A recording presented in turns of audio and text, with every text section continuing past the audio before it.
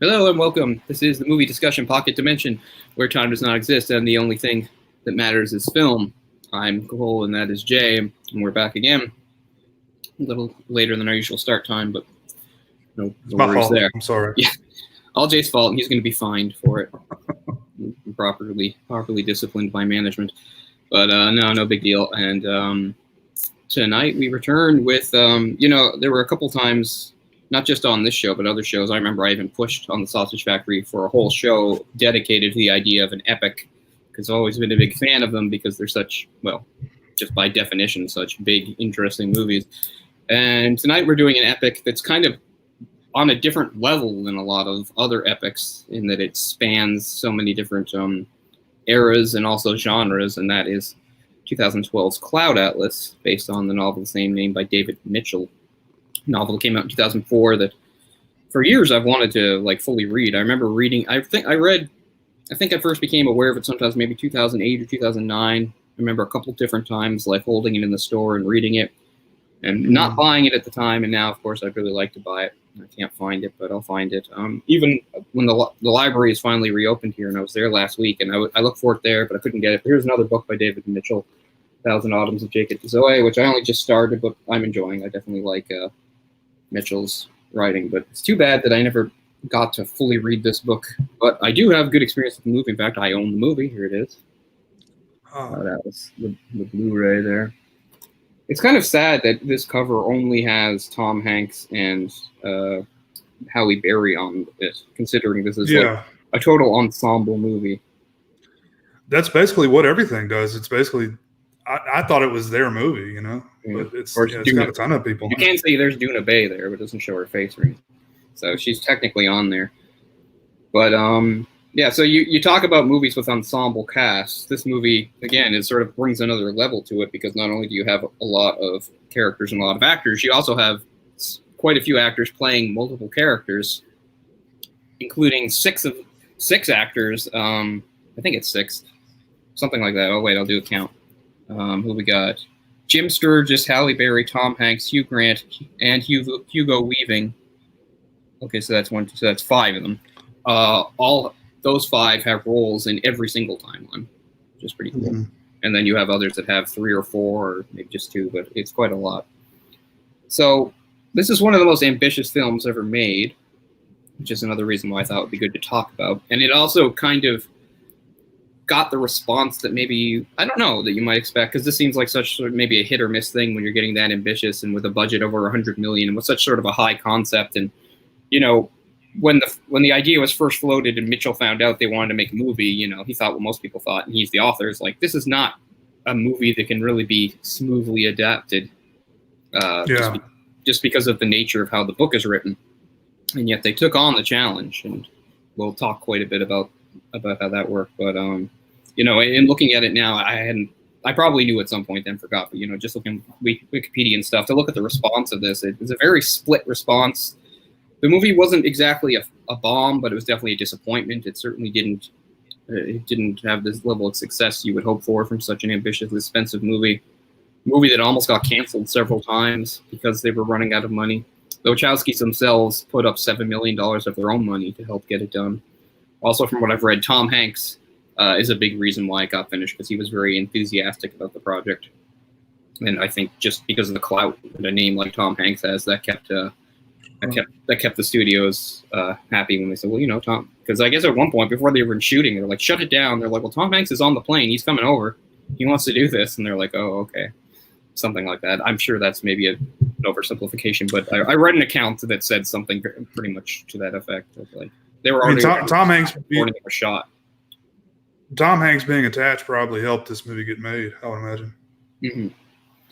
But he's hardly the only sort of big name actor, and not that they're all, but I mean, it's a really stellar cast. Is one of the things I like about the movie a lot. And one of the things that I'll often talk about adaptations and some of the differences between the medium of a novel and the movie, and how that can make adapting very difficult.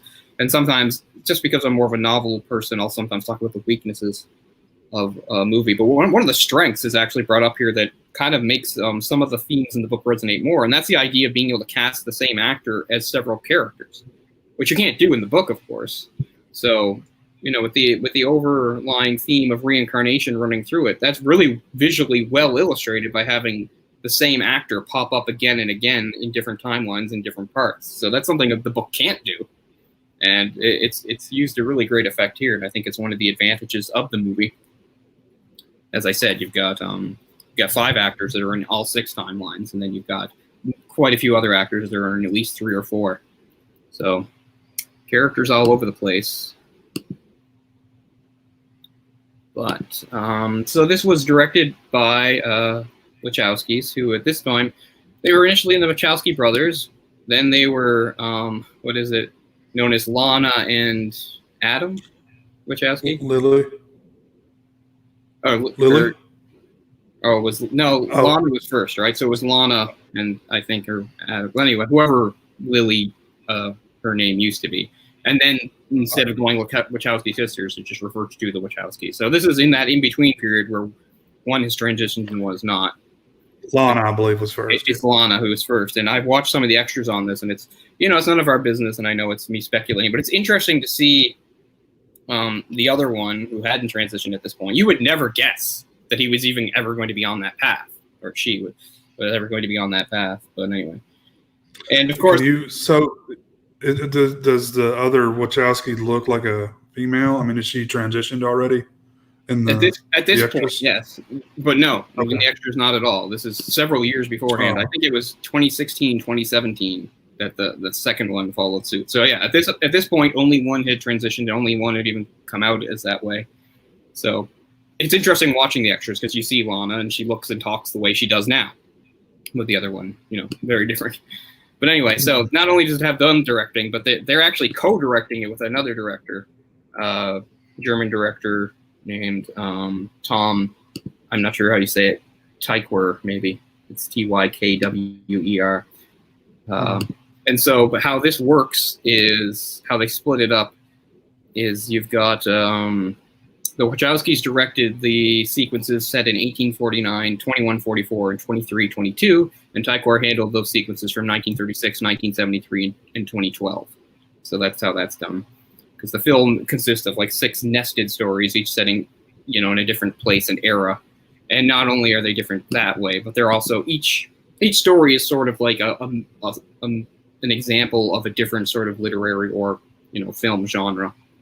So the movie traverses all sorts of genres and tones as you go through. You start off with sort of a romantic period piece in 1849.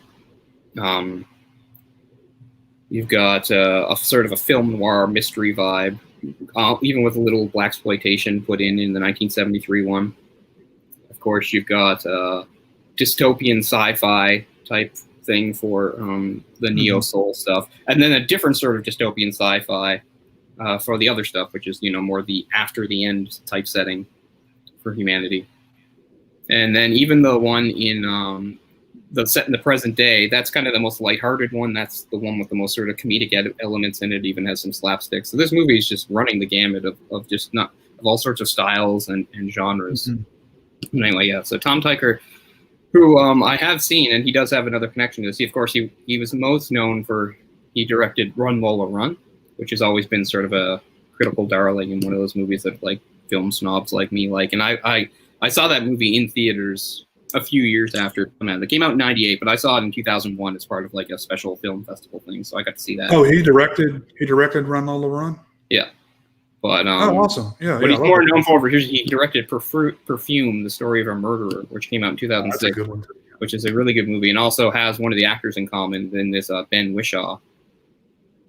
Just like the Wachowskis are also working with some people they worked with before, most notably Hugo Weaving, of course, who plays a big role in the Matrix trilogy. And there probably are at least a couple others that I don't know about. But so how this movie started was actually goes back to a movie that the Wachowskis didn't direct, but were heavily involved in, and that is the adaptation of V for Vendetta. So on the set of V for Vendetta, which they wrote the script for and they were producers on, Natalie Portman was always in between takes reading this book, to the point that the Wachowskis were asking her, well, what is this book? You seem so absorbed in it. And that's how they got into it. And they read it like immediately afterwards, and they both really liked it. And from then on, they wanted to option it to make a movie, even though they knew right off that it would be a really difficult movie to do. So that's back in like 2005, when the book was still fairly new. So that's how the genesis of this movie started. I'm not exactly sure how Taika got involved. But it's interesting because the Wachowskis always come as a set. So it's a movie with 3 directors, really, even though the Wachowskis, you can say, sort of direct as a unit. It's kind of like 2 directors, but it is technically 3. Mm-hmm. And I think it was interesting how they went about it. They split it in half, basically. You know, he directed three of the settings, and they directed the other 3. And I think it comes across pretty smoothly. Like, it doesn't feel like jarring or anything. And that's also by virtue, like we said, of how different each segment is anyway. So honestly, you could probably make this movie and have a different director for all 6, and it would probably still be okay, I think.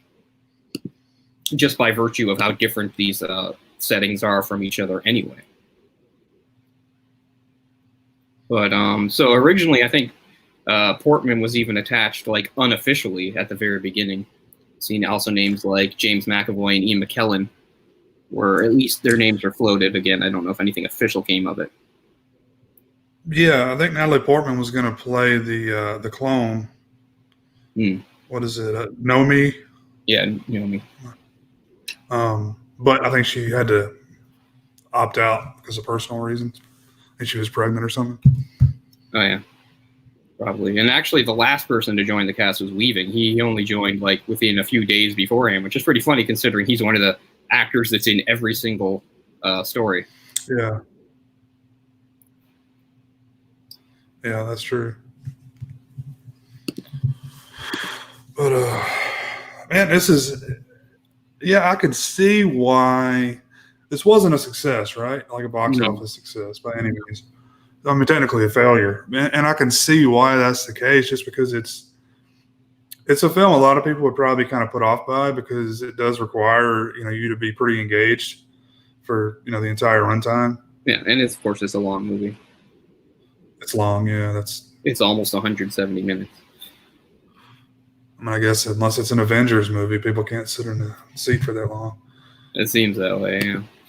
So, I've already made, like I said, I own the movie. I watched it quite a few times over the years. So I am a fan of the movie, and so saying before we got on, like, I never wanted to, whenever we did any sort of movie on this, like, come across as overly snobbish and, just dismiss people if they don't like a movie and say, well, they're just dumb or they don't get it. But this is the closest I'll ever come, is probably for this movie, because I really feel like people criticizing this movie they weren't patient with it, and they're just the type of people that don't want a movie to engage them or make them think or anything like that. They just want the easy type of movie that washes over them. And there's nothing wrong with that, because I like movies like that too. I just think it's good to have a mix of that. It's good to watch movies that are, you don't have to think too much about and are easy enough to follow. But I think it's also good to watch movies that are a bit more challenging. But some people don't go for that at all. So I don't know. And I guess that's what seems to be the main thing holding this movie back, because I hadn't, even though I own it, I hadn't watched it in maybe about 2 years. And I thought, this is one of those movies that I've always liked and I've seen through maybe some rose-colored glasses. So I'll try to be more, more critical of it in this watch, since for the purposes of this show. And I thought, okay, maybe some of its flaws will stand out more to me this time. But it still didn't happen for me. Not that I'm calling this by any stretch a flawless or perfect movie. I'm just saying now, when I read on Wikipedia and stuff like that, like some of the complaints about it. And again, these are critics. These are not just general moviegoers. These aren't just random reviews on IMDb or whatever. These are actually, like, I really don't understand the criticism, or I feel like I can at least refute the criticism pretty well, but to each their own, I guess. But yeah, more so than almost any other movie. This is one of those movies where I just want to, like, shake my head and be like, people are, too dumb. They don't want anything challenging. They don't, they're not patient. They're not interested in, like, actually a movie engaging them in any way or anything like that. So I can't help it if that's the tone I strike through this, because I can't help but really like the movie. But yeah, it was a very divided, polarizing, critical response. I see that Roger Ebert loved it and gave it 4 out of 4 stars. I thought he just did thumbs up, but apparently he does stars too. But he really liked it. Where somebody from Slant Magazine, Callum Marsh, called it a unique and totally unparalleled disaster. Its badness is fundamental, an essential aspect of the concept, and its execution that I suspect is impossible to remedy or rectify. I don't agree with that at all. No, like here's a couple of the bad ones that I'm just reading on Wikipedia. At 100, Guardian stated, at 172 minutes, Cloud Atlas carries all the marks of giant folly, and those unfamiliar with the book will be baffled, awarding this film 2 out of 5 stars. Somebody from the Village Voice, there's a great deal of humbug about art and love in Cloud Atlas, but it's decidedly unlovable. If you want to learn something about feeling, you're looking at the wrong movie. Somebody called it an extremely honorable failure, but still a failure. So, yeah, some really harsh stuff coming from, again, not just general audiences, but professional critics. And I was trying to think, like I said, in this viewing, I was really trying to take my own biases away and watch it with a more critical eye. And I just don't see what they're seeing. All I see is people, again, that are impatient and people that aren't willing to, properly engage with the movie. I realized that familiarity with the book would help, but I'm somebody who hasn't actually read the book. I've only read like bits and pieces here and there. I certainly don't have a feeling for the book as a whole. And I know now I'm going by having had multiple viewings over a span of years. Of course, I benefit from that. I mean, I was saying, I really, in the lead up to this show, I should have watched it more than once, simply because there's so much to pick up on and there's so much to appreciate that it's very easy to miss it in one viewing. So, I mean, it's one thing. I don't know. Whenever I see a movie that I dislike, if there's nothing to like about it, of course I'm not going to come back to it. But often I'll see movies I dislike, but either based on what maybe some other people have said about it, or at least some small minor things I liked in watching, I will often at some point say, I should give the movie another try. And I feel like a lot of people didn't. And I mean, that's their prerogative. I'm not saying every movie needs to be watched twice or anything like that. Because there's plenty of movies that I've watched and, I'm never going to watch again. Even plenty of movies I liked okay that I'm never going to watch again. But I mean, yeah. I think it's a mark of a especially good movie that you'd want to watch it again. Even if it is not just to enjoy it again, but to help yourself better understand it.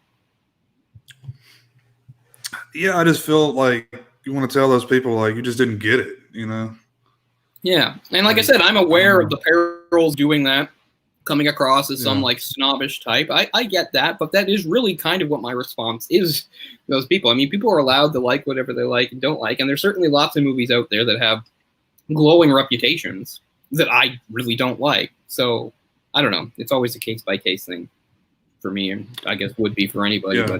But I really only have good things to say about the movie.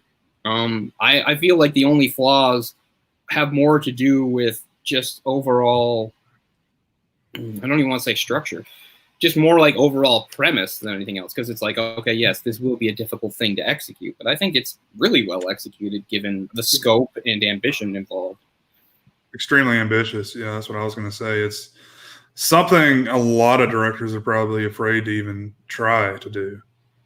And that's something you like about the Wachowskis, is that's kind of like what they want to do when they set out. We want to set out and try the things that are told to be difficult or impossible or, never been done before. And I don't know. I never thought of them as great directors, but I do think of them as very good artists. And I mean, obviously they are good directors, but and I've come to appreciate them more over the years, which is another reason why I want to do this movie. Because I was thinking about even some of the lesser stuff, like something like another sort of ambitious failure of theirs where I understand the criticism a lot more, which was their last movie before this, which was Speed Racer. Speed Racer is big and probably longer than it needs to be. Like, unlike this, where you need the stream length. And it's also, it's based on something that's kind of very niche. Yeah. And it has like a weird cartoony tone running through it, which makes sense to a certain degree, but I think also makes sort of a cognitive dissonance, sort of like a disconnect with some of the story that's going on that actually can get more serious and dark than you might think. So when it came to a movie like Speed Racer, I totally understand why it didn't do well, and I totally understand why a lot of people dismissed it or don't like it. And it was a movie that I had to watch multiple times to come around to, and I like a lot more now than I used to, but I still feel like people's criticisms against it are valid. Whereas I don't feel like there's much validity to the criticisms I'm reading or hearing about Cloud Atlas. I think it's a completely different thing. Mm-hmm. It doesn't feel like it's been 8 years since this film came out. Yeah, it's hard to believe. And it really came out with a whimper, right? Like you're like, oh, okay, Tom Hanks has a new movie. Oh, the Wachowskis are directing it. And that's pretty much it. I didn't hear anyone ever really say positive or negative things about it. It just kind of came and went. I'm not really sure why I did didn't you? go, because at this point I knew what the book was and had read a little bit about the book. I must have read the book. I mean, again, not read it, but just at least known some stuff about the book at least 2 or 3 years before the movie came out.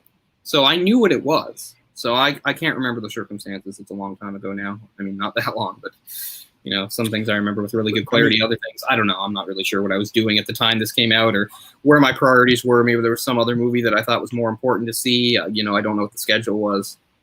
But now I really regret not seeing it. Do you remember people talking about this movie? Not really, no. Which seems weird. It really is. Given everything that went with it, everything that was attached to it, like I said, Tom Hanks being a big name, Halle Berry also. Right. As we said, they dominate the frontier. Like, even though it's an ensemble cast with a lot of solid actors, these are the two big names. So they're really kind of what dragging in. Again, the Wachowskis are a big deal. But I mean, it's a perfect like water cooler type movie, I think. And then I guess no one saw it. I guess was the problem. Yeah. I don't know. It's very odd. It wasn't exactly a flop, but it was definitely a failure, which we can define by the fact that like the movie. I think the movie didn't lose money, but it barely made money, which is pretty much a big loss when you have a movie that costs about $100 million.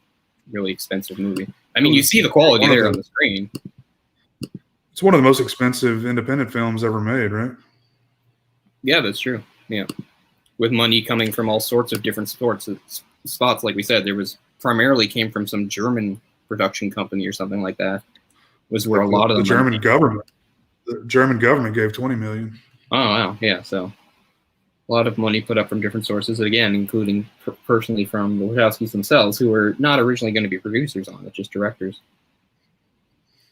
Yeah, I guess that's what happens when you run out of money. Yeah.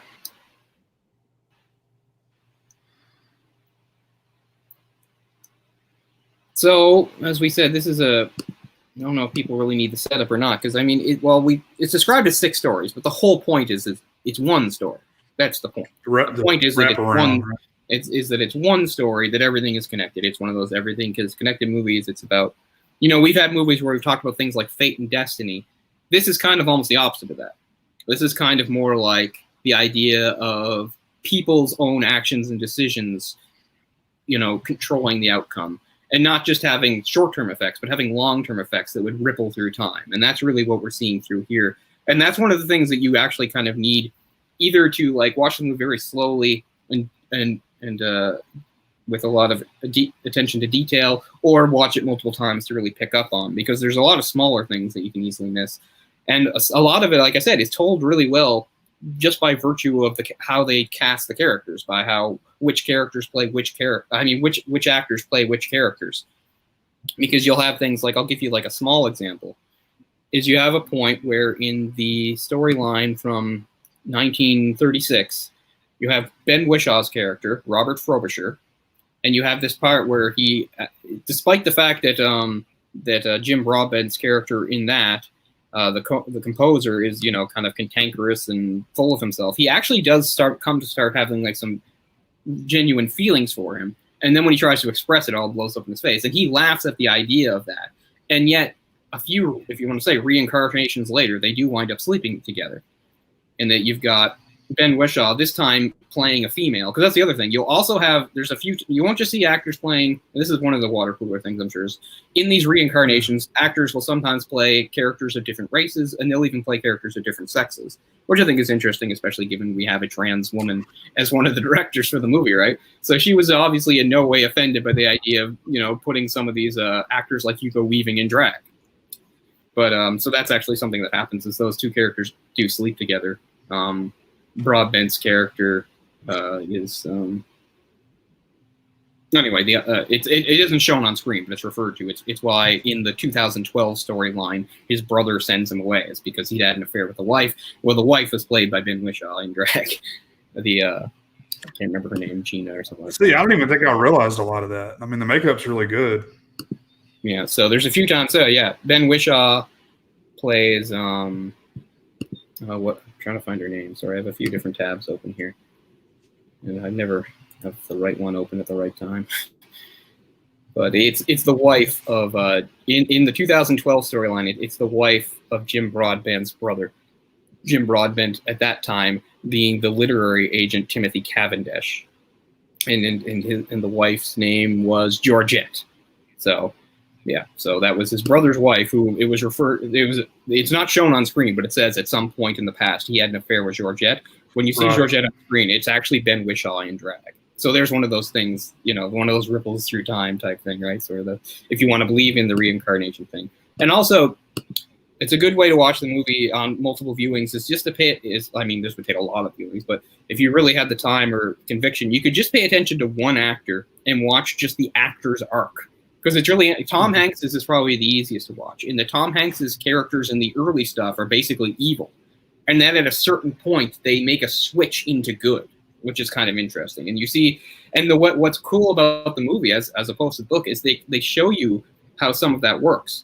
Again, this is very specific and hard to pin down, but there's a moment where Tom Hanks doesn't have much of a role in the 1973 storyline, but that's actually where his character pivots, because he's playing that scientist or whatever that works for the company. Smith. And he makes the decision. Well, is he Six Smith in that? I believe so. No, he's the one that gets killed, right? He's not Six Smith? Well, no, they both get killed. Six Smith gets killed first. He gets killed later. He's the one who blows up in the plane, right? Because it kind of opens with several characters get killed in that timeline by Hugo Weaving's assassin character, Bill Smoke. And it basically opens with Six Smith, who is the only character to exist in two storylines, like as himself, because you get the young Six Smith in 1936 and the old Six Smith in 1973. Although Six Smith is less important in 36, he's just he's kind of in the background. Yeah, as the lover of Ben Wishaw's character. But anyway, so it kind of opens with his character in 1973 getting killed. But Tom Hanks' guy, who also works for the company, he's the one who makes the decision to help Halle Berry. And that's where things turn. So you have this moment where you have a voiceover by that character.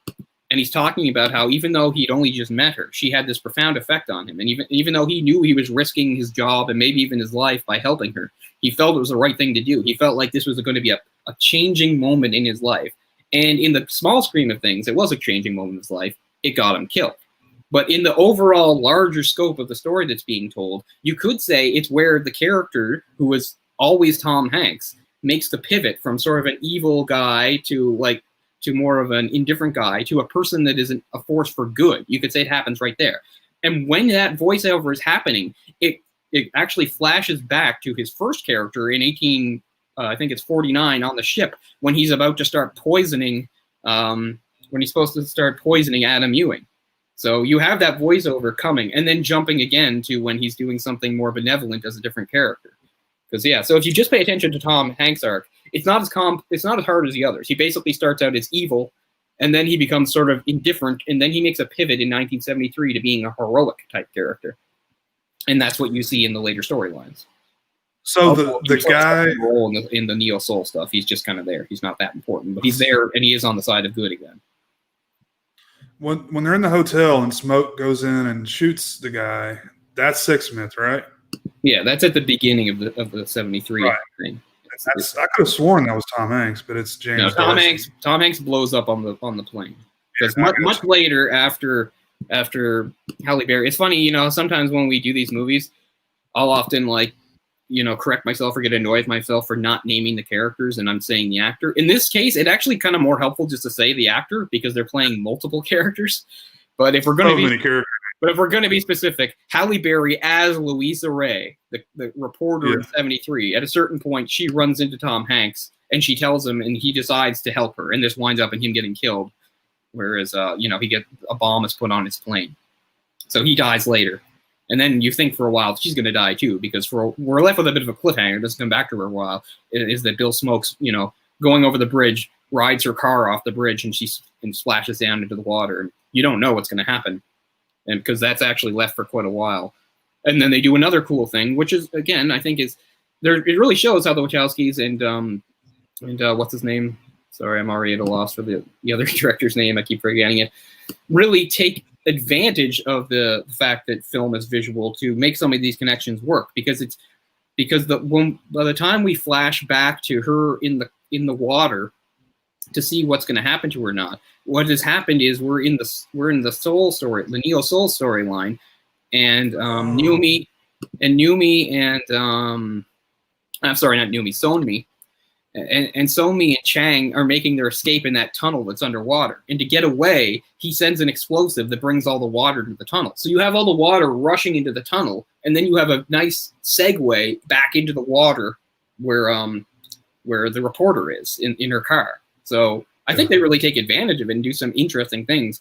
Because, often I'll complain that a movie can't do this or that, or it's hard to do when you're doing. This is one of the times where they're really taking something from the book and even kind of improving on it, I think, because they can make that visual connection for you when they're switching scenes. And there's a couple times they do that, but that's one of the better and more dramatic ones, is the sharing of the water. But I like that very much. Yeah, it's so much to cover here. So the film opens with the Zachary telling a story of his grandkids, right? Right. And at this point, we don't know where he is or anything, but I mean, we have to do full spoilers and everything. But this time, Zachary is on another planet. He has left Earth, and most of humanity has left Earth. And yeah, he's on another planet telling a story. Yeah, the first 5 minutes before the title comes up is some very quick cuts of each storyline, starting with him. Yeah, it starts and ends with him. It's like bookends for the film. Yeah. And that's the one that's the furthest in the future in 2321. Right. The film spans 500 years about. That's like some, what's the movie with Brad Pitt? God damn it. It starts like with the dinosaurs. It's, oh, yeah. I know what you mean. The Tree of Life? The Tree of Life type stuff. Except that stuff, you could argue, doesn't really have anything to do with the actual plot. It's like I like the Tree of Life, but I think that is one of those sort of overly artsy movies, like they throw a lot of that stuff in. It all serves a narrative purpose. It's all woven together. Right. But maybe this will help some viewers. I'll just very quickly say what's happening in each one. So 1849, so each storyline has a main character.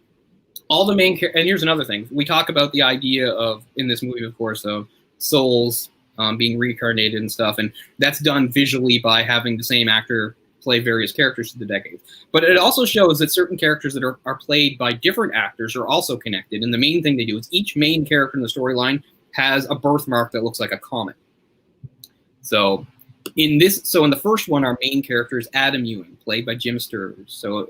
So he's an American lawyer, and he's on a journey to one of his father-in-law's holdings in New Zealand, where they have a slave plantation, and it's about him being there. And while he's there, he meets a doctor who tells him he's got some sort of worm, but he's actually just poisoning him so he can steal his stuff. And also, while he's there, when he gets on the ship, he meets a slave that has tried to escape, and it's about how he helps this slave because the slave helped him, and how it changes his whole life. And he decides once he gets back to San Francisco to get out of the business, and how he would become an abolitionist.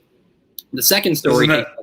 Sorry, go ahead. Go ahead. I guess we can go backtrack later. Right. So the second story, this is chronologically speaking, of course, is 1936 with Ben Whishaw playing Robert Frobisher, who's kind of a snarky guy. He's an English guy. This takes place in England and then Edinburgh.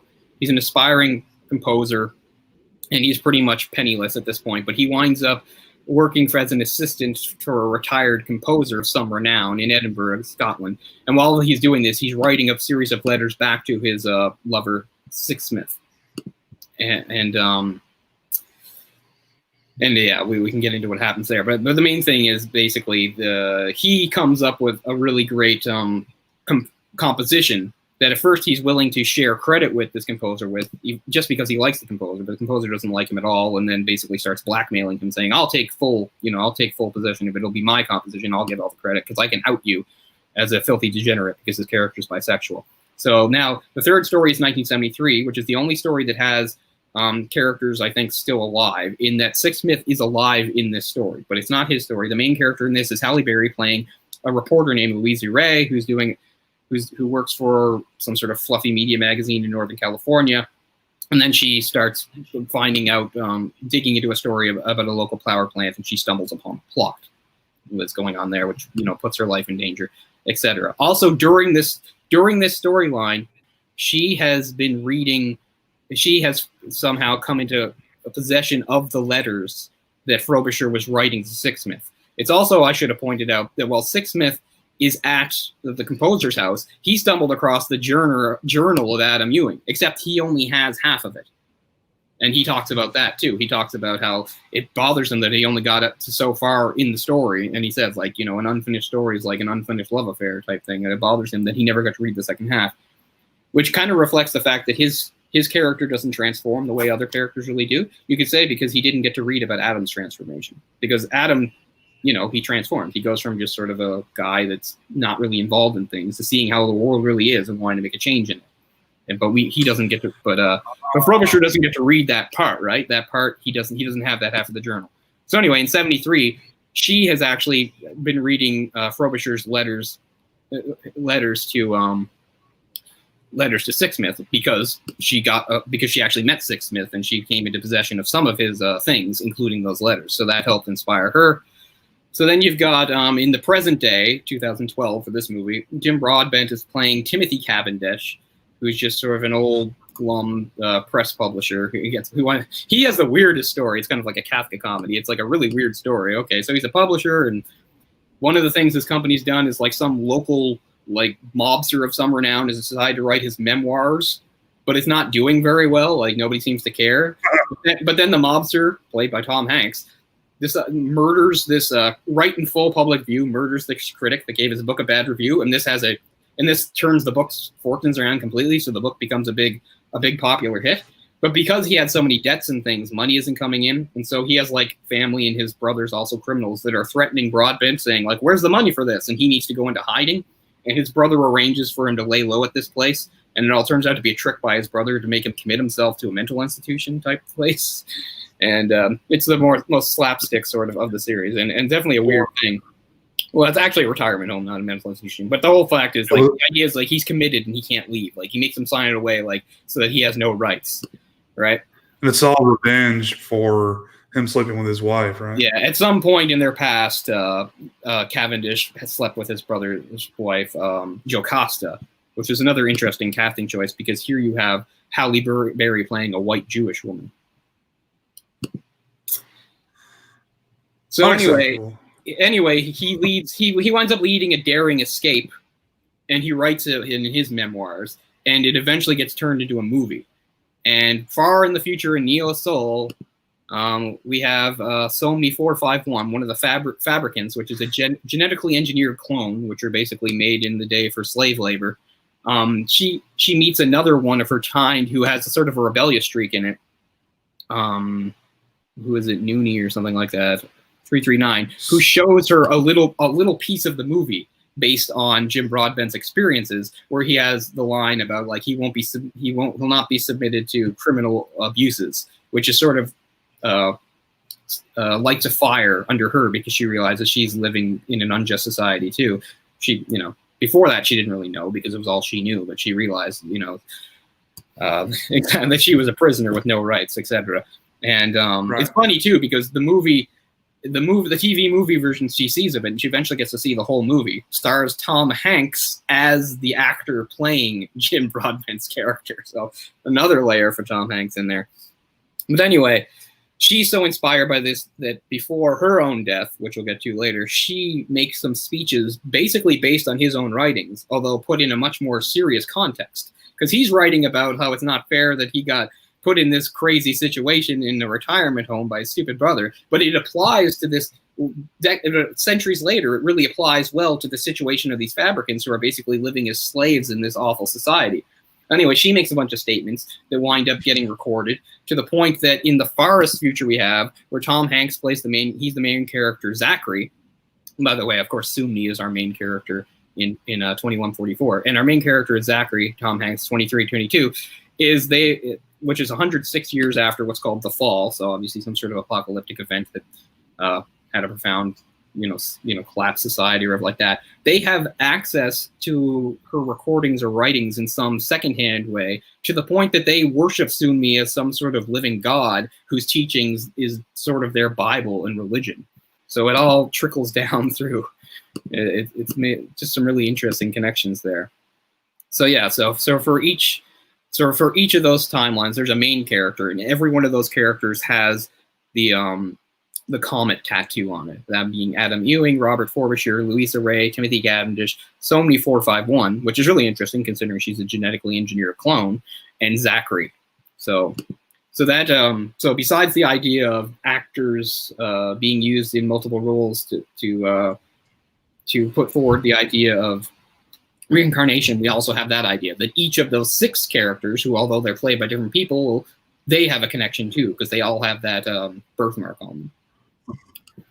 So that's sort of our framing device for the movie, if you want that. And of course, the movie jumps back and forth between these, sometimes at a very furious pace. Sometimes you'll only see a few seconds of one, and sometimes they'll overlay, like I said. Sometimes you'll have sound and a voiceover from one being played over visually another, which is, I think, used to very clever effect. I think that's where multiple viewings really come into play. Yeah, like I said, the movie's a lot easier if you can watch it on a second or third time, where you can just say, okay, I'm really just going to watch this actor and watch their trajectory. Yeah. That really helps. Tom Hanks, I think, is a good one to start with, because his is kind of simple. Like we said, he starts out, his characters are pretty evil and scummy, sometimes as major forces like he is in the first one, sometimes as minor ones. Like in 1936, he's a bad guy, but he's the mean hotel manager that realizes that Ben Whishaw is on the run from the law, so he starts blackmailing him and taking all the stuff, Frobisher. So he's a smaller character then. But then by the time you get to 73, and where he's working for the nuclear company, that's where he makes a shift. He's not really a good guy or a bad guy. He's just sort of an ordinary guy, but then he falls for Halle Berry, Lisa Ray, and he makes a shift. He's like, I'm going to do something good. So this is where, in most movies, you would say, what is the point of that? It's like a dead end. But the whole point is it's not a dead end, because there's multiple things going on. It's kind of like it's kind of like what Somni says at the end, facing her execution, where she views death as a door. Because in most movies, you're like, okay, so Tom Hanks, the scientist, falls in love with Halle Berry, but nothing comes from it because he immediately blows up. But lots comes with it. It just ripples through time and happens later. And in the furthest future we see, they wind up together. They wind up like married or whatever you would have then. So sometimes these things start a long time ago and they take a long time to come to fruition. But the whole point is they eventually do.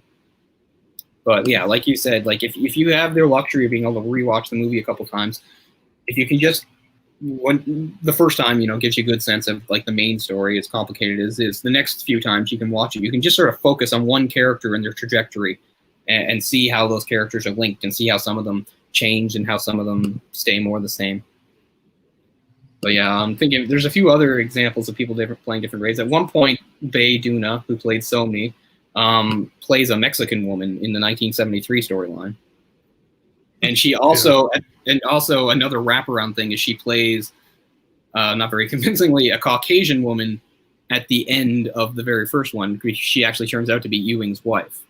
So that's another thing, because you have the tragedy in the second last story. Soon, again, by last, I just mean by chronological time. The 2144 story, of course, the tragedy is that she and Chang have fallen in love, but they don't get to stay together. They both wind up dying.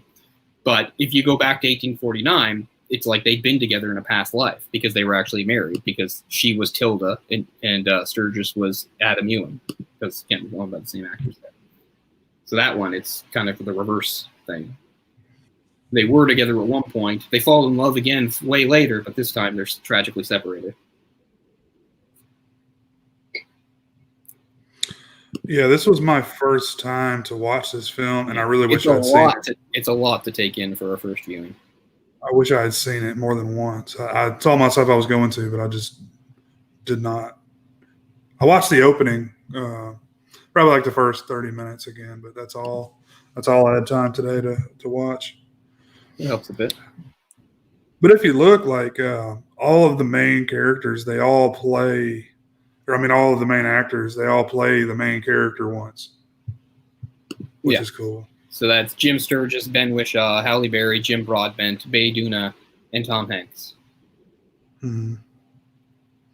And then you've got plenty of other actors that appear in multiple roles, like Hugo Weaving, James Darcy, Susan Sarandon, Keith David, and Hugh Grant. An interesting thing about Hugh Grant is his character is always bad. Doesn't matter what timeline Hugh Grant is in, he's always evil, or at least a jerk.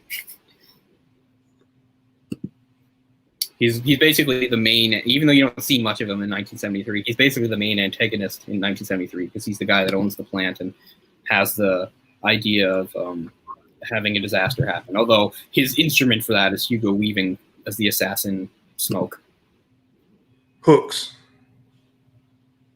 Yeah, that's right. Hooks is the name of the CEO guy. And I think Hugo Weaving is pretty much always a bad guy, too. We'll just double check on that. Let's take a look at Hugo Weaving's role here. I mean, yeah. Yeah, he's pretty much always a bad guy. And his most interesting role is probably the one in the latest timeline where he plays Old Georgie, who, as far as I know, doesn't actually really exist, but it's sort of like a weird hallucination of Zachary, right? Because throughout the thing, Zachary has like hallucinations of this very strangely dressed man who's always telling him bad, negative, evil things, and it's Old Georgie. Oh, right. Some sort of like representation of like maybe their concept of the devil or something, right? Or kind of like Old Scratch or something like that. Because through the whole thing, he's always telling him like the worst. He's always like saying, you know, they're not here to help you. They're here to, you know, hurt you. And he's always like, do this bad thing, do this selfish, terrible thing. You know, let Halle Berry drop to her death. Yeah, through the whole thing. So yeah, Hugo Weaving is always a bad guy. Even when he doesn't necessarily physically exist, like in the case of Old Georgie, where as far as I can tell, he's just a hallucination. Who I guess has disappeared by the time Zachary's in his old age, which is nice. I think they're probably suggesting that like after that incident where they decide to leave, he probably never saw Old Georgie anymore after that. It's like he got over it. Nurse Noakes is who Hugo Weaving plays in the modern day. So was Nurse Noakes a bad person? Oh yeah. Nurse Noakes is basically like kind of like a Nurse Ratched character from One Flew Over the Cuckoo's Nest. Okay. She was like the evil tyrant of the nursing home who would even physically abuse the patients. At one point, she like slaps Jim Broadbent right across the face. So yeah, he was bad like in every time. Yeah. So is Hugh Grant, I believe. Yeah, Hugh Grant was the Kona chief in the last. Right, and we were talking about the Kona. Right, the Konas were another. Okay, so we got basically three groups of people in the post-apocalyptic one after the fall. Most of humanity's died out. So we're on a Hawaiian island with like sort of simple tribes living like people did thousands of years ago, and you got Tom Hanks and his people, Zachary and his people, and they're fairly peaceful. But then there's also another tribe that's aggressive and cannibalistic, and they're the Coney. And they're always attacking their people. Right. So that's another evil role for Hugh Grant as their chief. Halle Berry is the Mironim, right? Yeah. Halle Berry is pretty much always good. Although she's less important in the first two. She's just sort of a background character in the 1849 storyline. She's Jocasta in 1936, but I don't even think she has any dialogue. She's just there for Frobisher to sleep with. But then she takes, and again she's just in the background in 2012.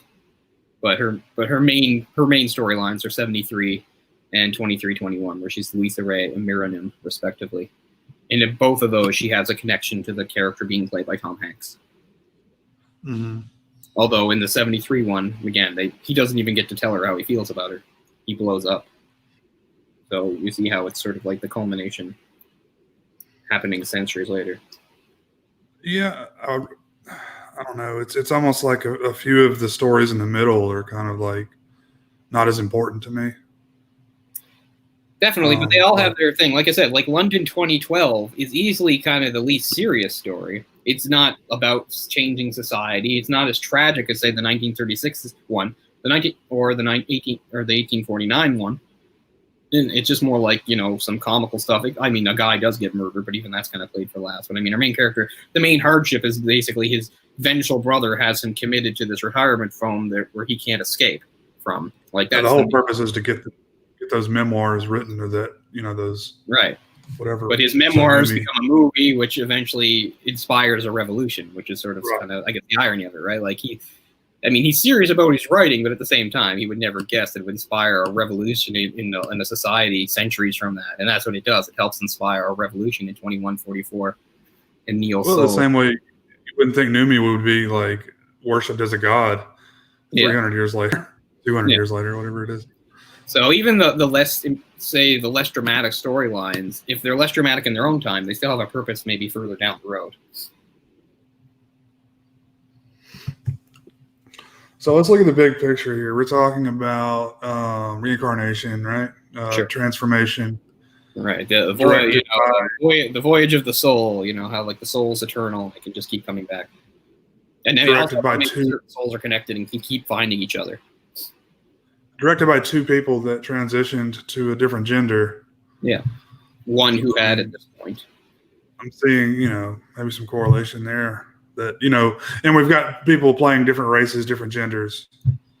And of course, when you have that happen, they'll take some flack. Actually, the most flack it took, and I kind of understand it, is that there were, I can't remember what the group was, but it was some group like about Asians. And they were Did they get flack for that? They were a little upset about how there were a couple characters, sort of most notably Jim Sturgis, being like what they would call yellow face to sort of like play an Asian character, because they said it was sort of a double standard because you didn't see any people in blackface, which is true. We had Asians playing white and Asians playing Mexican. I mean, yeah, we did. I don't really see the. And we also I understand playing a white woman. I understand what. Yeah. Well, I guess probably they felt like it was sort of a double standard. They're like, well, it should be, then everybody should be able to play everybody, and yet they know it's true that if somebody did blackface anywhere at any time, we're already seeing it now, everybody would lose their mind. So I kind of get their point. I'm not saying this movie would have been better if somebody was in blackface. I'm not saying Tom Hanks was a slave or something, I'm just saying it's like they knew that they couldn't do it, and I think that is, and I understand that. I understand if you're, particularly in America, if you are Asian American or something like that, like. It seems like all the racial focus just seems to be on African Americans. I understand why blackface historically is a bad thing. Right. I really don't. I mean, assuming it's not intended for any derogatory purposes. I mean, this is for a purpose. This is done for a reason in this film, So yeah, I don't really see anything wrong with it. So their main complaint was that why is there no one in blackface? Well, they were just basically saying, they were just calling it a double standard. They're saying you didn't seem to have any qualms about using what we would call yellowface with non-Asian actors portraying Asian characters, and yet you don't have anybody in blackface. It seems like a clear double standard to us. And the response to that is basically the same, that a lot of the actors were multiracial themselves, and they portrayed multiple roles of various nationalities and races across a 500-year story arc, and of course it wouldn't be just Asians, showing what they call the continuity of stories, and it was critical to the story. And I mean, you can get up in arms about this, but I feel like that would be a good enough answer to defend blackface word in the movie. Like you said, I feel the same way. We talked about this before. I don't want to make a big thing out of it, but recently, Tina Fey made the decision to take down certain episodes of 30 Rock that had actually used blackface, and she wrote this long apology and said, like, I realize now that intent doesn't matter. I think intent matters. I think content and context matters. Like, in none of the instances was it like, here's a character in blackface. It's hilarious. That was not the intent of what was going on. And anytime you had stuff like this, it was always immediately addressed and sort of point was, and then played with for, whatever the purpose of the scene was. And I felt like it mattered and it made sense. But so, like, let's take like The Great Wall, for example, which I haven't seen, but I know that Matt Damon plays.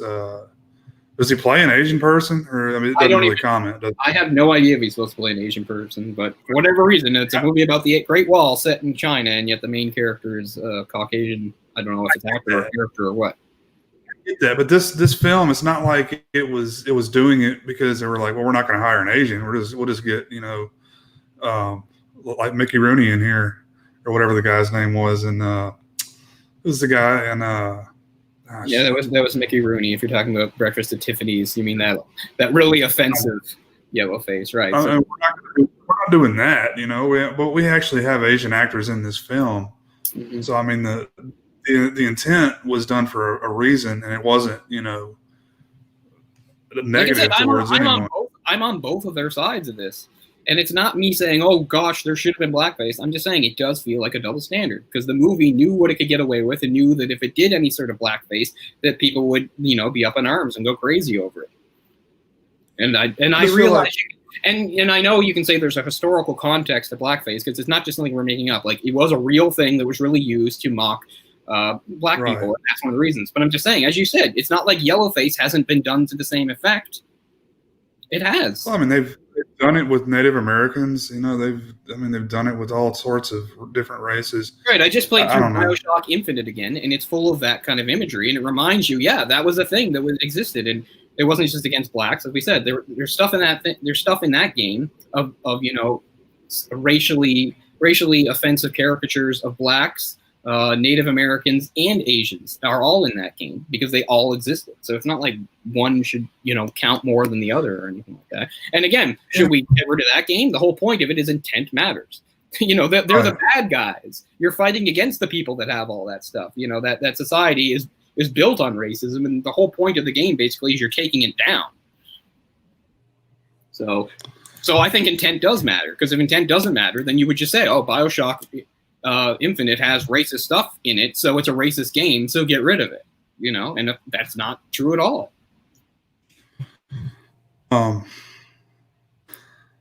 Yeah, I don't know. I know it's a really touchy subject, and me as a white man can't really comment on it, but right. I feel like intent is important. I mean, if the intent is not, I don't know.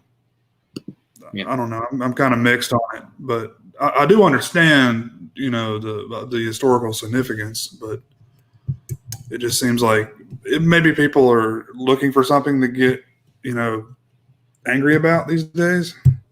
Right. So the group is called Media Action Network for Asian Americans, and I fully get their point. Like, I don't think, like, I defend the movie, and it's tricky because, again, I'm not saying, oh, the movie should have had blackface, but I just do think they're right. It is a double standard.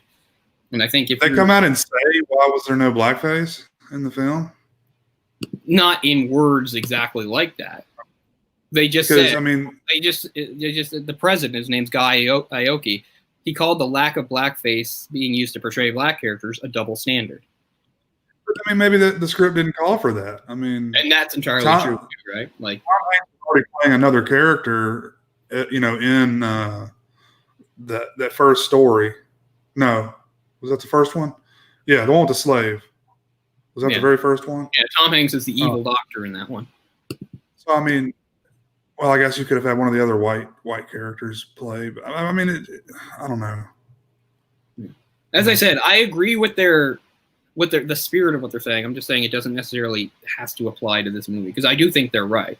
I do think that we've gotten to a point where I guess you could say it's a good thing. I'm not saying the movie should be full of blackface, but it seems like, okay, we avoid the blackface, but if we do like it from other races, then that should just be fine. And that does feel like a double standard to me. Like, if one's not okay, the other shouldn't be okay either. Yeah, but they knew. Yeah, it's like you said. They knew what they could get away with. Right. They knew blackface would not fly. They would. Yeah. And I think what we're both saying is, within the context and intent of this movie, if there was blackface, it would have been okay, because again, it was multiple actors playing multiple races at different times. I don't know. You just go around and around on it. But I think they're just saying, like, our place in American society seems less important, in that, like, if blacks are shown in this way or whatever, everybody's up in arms about it, but it seems like that doesn't apply to us. So I understand that. Like, there's a long history of that happening. It's kind of like when not to mix things up too much or get too muddy, but it reminds me a little bit of like how in '92 with the LA riots, which was very much about how the blacks felt, how they were being, I hate saying the blacks, that sounds terrible, but African Americans much like some of the demonstrations going on now, they were feeling like there was a different set of rules for society to them, that they weren't getting justice. This came in the wake of the Rodney King verdict, right? But during that rioting, a lot of what they targeted in LA was they specifically targeted Korean neighborhoods and Korean businesses. And the cops did not help them at all. And while they were lashing out at what they felt was a predominantly, systematically racist white society, they took a lot of it out on Asian immigrants who they were extremely racist towards and said terrible things. There's even like NWA songs and stuff where you've got them calling them chinks and stuff like that. And Chinaman, they'll talk about how they get annoyed when they go into, an Asian-owned business and they're being watched and stuff. I don't know. I mean, I get everything cuts both ways. I'm just saying, in all that, I feel like the Korean community really got a raw deal out of it because it almost was like, because it's almost like, hey, your beef is like with the man, the white society that I have to play by the rules in too. I had to come from another country, learn their customs, learn their language, and you're upset with them. And here you come calling me chink and Chinaman and burn it and burning my place down and looting and everything. So. Again, I'm not trying to stir anything up or anything, but it just reminds me a bit how I think it's true for at least Asian Americans and Asians that have immigrated to America. They can almost feel like they're somewhat of a forgotten minority when so many of the issues at the forefront seem to pertain to African Americans. The whole point is supposed to be nobody's supposed to matter more than anybody else. We're all supposed to be equal. We're all supposed to have the same rights and freedoms, and that's something obviously we're still struggling with. I mean, just look at how this past year has gone. But anyway, so I'm just saying I can sympathize somewhat with the position on this movie of that Asian advocacy group, although I do think it is a little bit misplaced as we've gotten into because, I don't know. It feels bad to find out like this year that apparently in art intent doesn't matter anymore. Well, for Frank's sake, what are we supposed to do? I mean, this movie, a few times you've got certain actors using the N-word. Again, because they're being racist and bad in the movie. But maybe we should just not put that in movies anymore either, because no one should ever say it in any sort of context, even though it's characters in a movie in a fictional story. I don't know. So many things I guess we should just sweep under the rug because they're unpleasant. Yeah, so should we cancel this movie?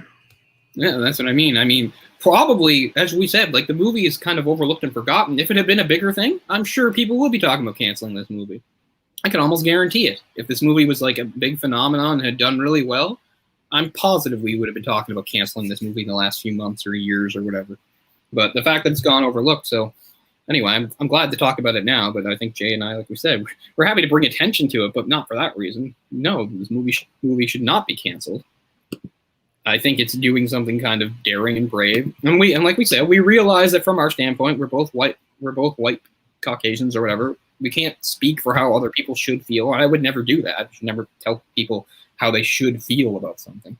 I'm just saying I just understand the intent of the filmmakers, and also take into account of all the people that made this movie. People of all sorts of races made this movie. This movie wasn't just the white Wachowskis and the white German director just saying, you do this, you do that, and everybody has to do it. Like, no fucking way. If they were characters of certain races that were uncomfortable about doing something or saying something, they would have said something. But they understood the intent, I think. And that's what I mean. They understood the intent. They understood the context. They understood what they were trying to achieve, and they went with it. So, yeah, I mean, are we supposed to tell these people that they're all complacent and horrible racism? Because I don't think so. Not reincarnation. Not in this case. It's I don't know. You've got a trans gay person.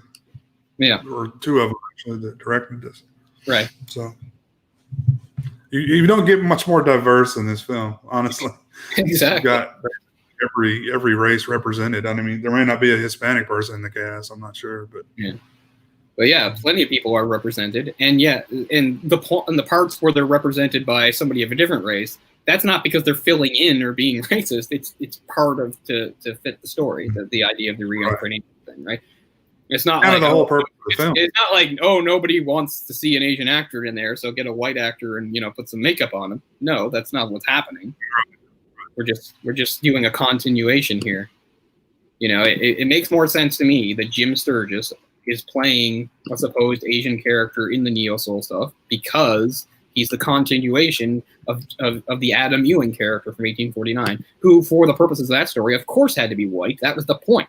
He couldn't have been like Asian or some other race. It wouldn't have made any sense. He had to be a white person for that role to make sense, because he's a white American being sent by his father-in-law to like his plantation holdings, which has because here's another thing you could literally, this is why I wouldn't quibble with this. If this was a different movie with different stuff going on, you could easily quibble and say, wait a second.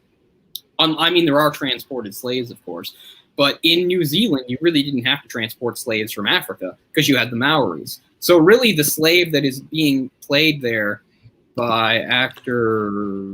Oh, they're supposed to be Aboriginals? Yeah, they're actually supposed to be Maoris, and he's clearly not. He's an African. He's of African descent. He's actually from Ghana is his descent. His name is David Giassi. He's a British actor of Ghanaian descent. So that's African descent. And he's playing a Maori. So you could say, well, wait a second, why not get... I don't see... For a lot of... If it was a different movie, I would have pointed that out and be like, what's the problem here? For this movie, no, it's okay. Why not get an actual Aboriginal? But for those scenes, they seem to mix some Africans with Maori Aboriginals for those scenes. Maori is the New Zealand equivalent of an Aboriginal? Yeah, or at least the main one. I don't know if there's more than one, but that's the main one. Actually, it's funny. When I was at the library, I rented, I had to send it back because movies go back earlier than books, but I just watched a movie I hadn't seen in about 15 years, The Piano, which takes place in New Zealand. And it has, real Maoris playing Maori characters in it. And for a while, I'd misremembered that because I was thinking, wait a minute, I know that Harvey Keitel's in that, and he's all tatted up like one of them. Did they do white? Did they get a white guy? And he's not, though. He's playing a character who's like from Ireland or whatever, who came to New Zealand and basically kind of went native. He really adopted their roles and customs. Like he learned to speak their language and he put on like their tattoos and stuff. So he is a European guy. He's not supposed to be. It's not a white actor playing an Aboriginal. That's one you'd recommend it to me, and I think it's on my Netflix now. I need to watch that. Yeah, it's a good movie. It's maybe. I mean. It's good. I mean, it's certainly worth a watch. It's not amazing. I mean, it's a really well-acclaimed movie. Holly Hunter won Best Actress, which is interesting because she had a non-speaking role because her character's mute. So the movie starts with her doing a voiceover and ends with her doing a voiceover, but throughout the movie, she doesn't talk. She's a selectively mute character. And actually, something I'd forgotten is her daughter in it is played by Anna Paquin, who won Best Supporting Actress. And I can totally understand why, because Anna Paquin might have only been like 10 years old. And I think it's really impressive for a kid that young to play a role where you have to have a fully different accent for the whole time. Because, Anna Paquin's Canadian, and yet she's got like this sort of like Irish accent going on. And maybe it's not the best in the world, but it's pretty good. I mean, to ask that of a kid, and the kid is prominent throughout the movie. It's not like she just has a scene here and there. She's one of the main characters in the movie. So I think that's pretty impressive to have a kid that young give a performance also in a fully different accent. Mm-hmm. So yeah, good movie. And just because it's Harvey Keitel, don't worry, he's fully naked in it at certain times because I guess that's a rule in Harvey Keitel movies. That's what I was looking forward to. And Sam Neill's in that. It's like we're doing a Sam Neill kick lately. Sam Neill's in that. And he is New Zealand, right? New Zealander? I think so. I always get mixed up if he's New Zealander or Australian. I don't understand. I wish I could hear him when he was really young, because he's one of those people whose accent became muddled at a certain point. So now, like, you have no idea where it's supposed to sound like it's from. All you know is that it's an accent, like, which is one of the reasons why he's so easy to cast. Because, like, it's like, well, he doesn't exactly sound American, but we don't really know what he sounds like, so we can cast him as almost anything. Yeah, I mean, he almost sounds British sometimes. Yeah. And he certainly played British characters. Would have been young in possession. I assume he's a British character in this, or Scottish or something. Anyway, I would definitely recommend the movie. It's kind of a slow, depressing movie, but it's not long, so it's not really slow actually. I mean, it moves along at a fine rate. It's a bit depressing, but it's a good movie. But yeah, those are the main characters, and those four actors. When I was in college, I took a class on like racial studies. It basically broke down all the races, and we didn't distinguish between Aboriginals and Maoris. It was all just Aboriginal. So that's why I was asking that. Wasn't Aboriginal just sort of a bigger blanket term, and Maoris just like more specifically for the tribe, something like that? Yeah, you may be right. Because I mean, they're so close, I think geographically. that's what you would just call indigenous people of places like Australia, New Zealand, and surrounding areas. I think they'd be called the Aboriginals, and of those, you would have different tribes. And in New Zealand, I don't know if there's more than one tribe, but if there's more than one, the Maoris are still like the dominant one. If they're not the only one, they're still like the biggest one. But anyway, yeah. So there are quite a few Maoris being played by actually Maoris in that movie. And no, Harvey Keitel is not a white person playing Maori. So there are. Go ahead. I'm drawing a blank today on titles of things. Good gosh. Oh, that's okay. I do that all the time for not so much titles, it's names. It's always like actors and directors and stuff like that. Like throughout this movie, I keep forgetting the name of the other director, who is Tom Tykwer. I just don't know how to say his name. It's a German name, so I'm not sure how to pronounce it.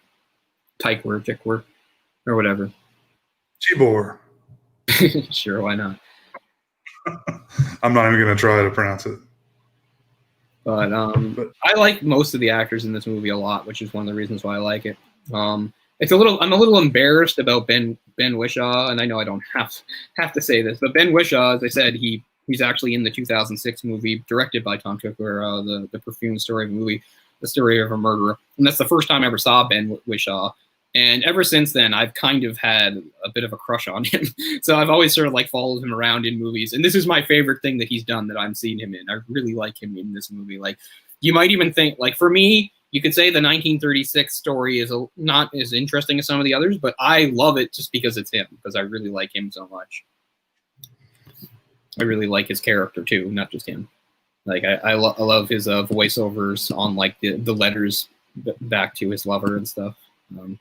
Really interesting. Not in stuff, just lover. I don't know why I have that vocal tick where I add in stuff where it doesn't even make any sense. No, where he's writing back to that guy's name. Your name I forgot. Sexsmith. Yeah, Sexsmith. I always want to say Sexsmith because I'm familiar with the name Sexsmith. In fact, there's a fairly prominent Canadian singer-songwriter named Ron Sexsmith, but no, it's Sexsmith. And then at the end of that segment, he kills himself, right? After he finishes his... yeah, because he knows the law is coming for him for shooting.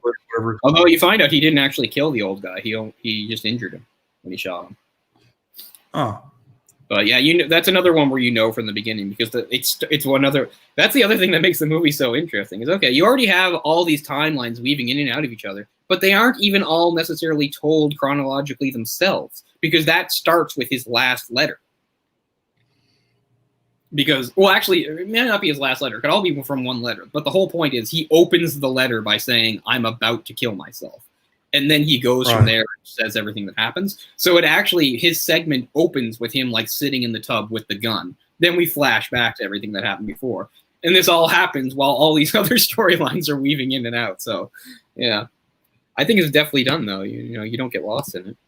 Or at least I don't. Again, obviously some people did, because there's some people that really didn't like the movie and really think the movie isn't well done. So there's obviously lots of people who did get lost. And and I don't want to be hoity and on my high horse and be like, you people are just dumb. But I don't know. Sometimes I feel like people just don't want to put any effort into watching a movie. And some people argue, movies shouldn't take that. But I would argue some do, some don't. Some movies you can just put on and they wash over you, and that's what they're for. And some movies are a little more complicated and take some effort. And I think it's good that we have both. But some people, they're just like, I don't want to think. Explosions and fast cars. And I don't judge people if that's their kind of movie. But if that is your kind of movie, like, don't come down on people that make or like the other kind. Because there's room in this world for both. As I said, I like lots of mindless movies. They're fun. They're cool. I like them. I would say I was definitely confused by some of the stuff I've had. Doing some reading, I've put some pieces together. That's why I'm saying I'd like to watch it again, because I kind of know what to look for now. I really enjoyed it too, because as I said, I was really trying to watch this movie with a critical eye, because I know it's one I really like and have a bias towards, and I thought, if I'm going to do a proper show on it, I want to. And I'm not trying to argue it's a perfect movie. It certainly does, it probably has some flaws. But in watching it again, I was just delighted to find I like it as much as I ever did. And I still really like it.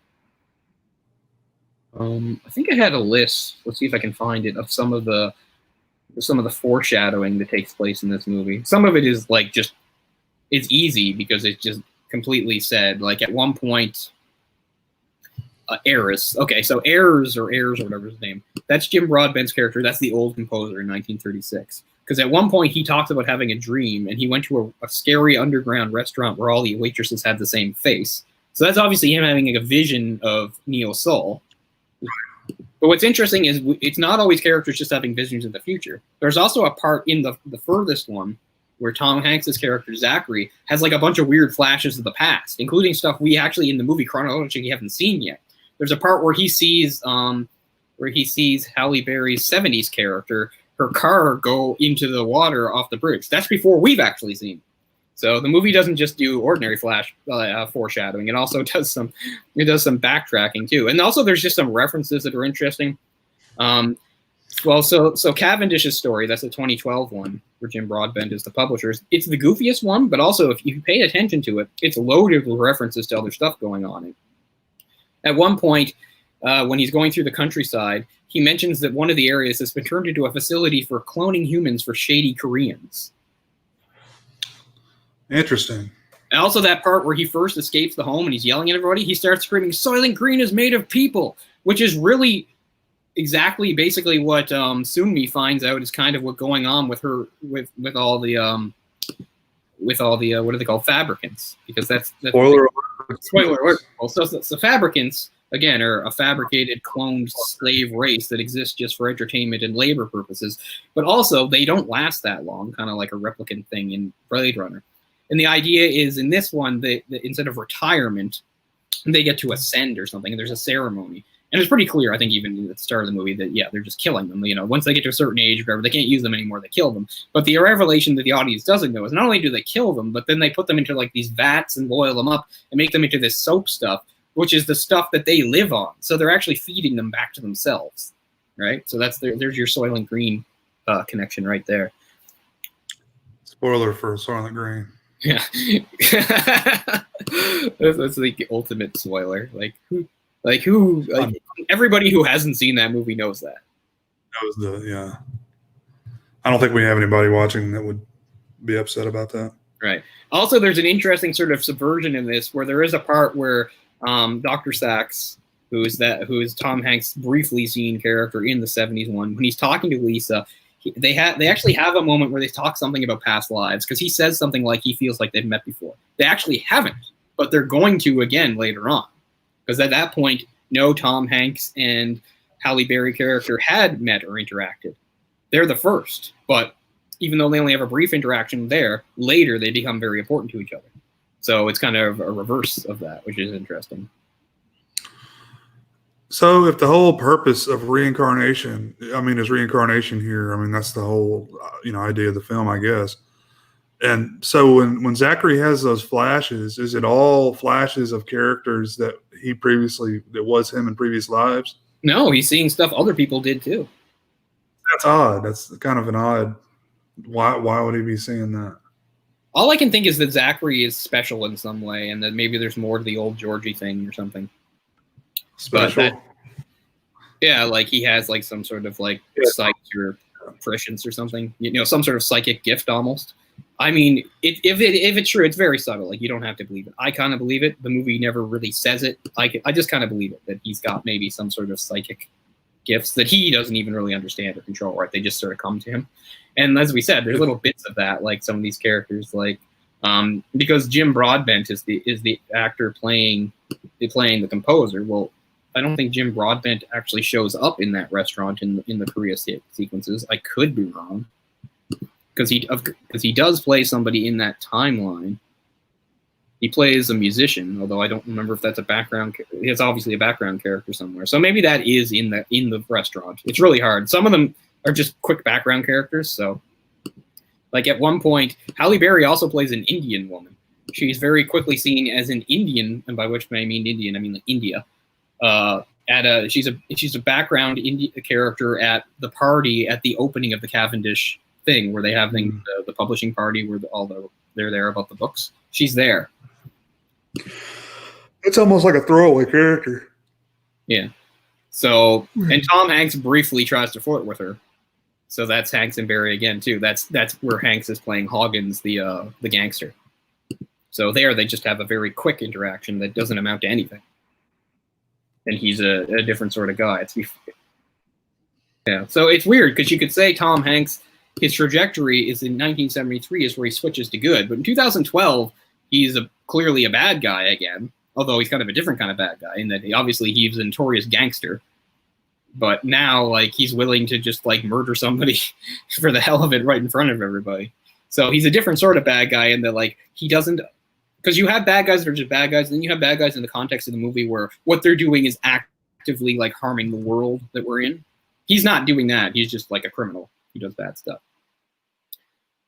Because, and again, how the movie moves, you've got Jim Sturgis in the 1849, he makes the transformation from just sort of a guy living his life to having his eyes opened up to the horrors of slavery, deciding to change and become an abolitionist. And then he has that speech from his father-in-law, played by Hugo Weaving, saying, like, what the fuck do you think you're doing? You're ruining your life. You're throwing your life away for nothing. You'll be shunned, and you won't even accomplish anything. And it has a really nice poetic line, too, where he says something like, it won't to amount to, like, a drop of water in the ocean. And he says, I know maybe it's a little cheesy. I like it, though. He says, but what is an ocean but a multitude of drops? Which I think is nice. And like I said, it's the type of thing, and I know I'm nobody special. I haven't done anything great for the world, and maybe I never will. But I mean, I do believe that people can change the world, and I don't like it when people's arguments against it are just apathy. Like, well, we can't change this, or we can't change. Like, so why even try? Like, no, you have to try. Maybe most people won't, but some people they do.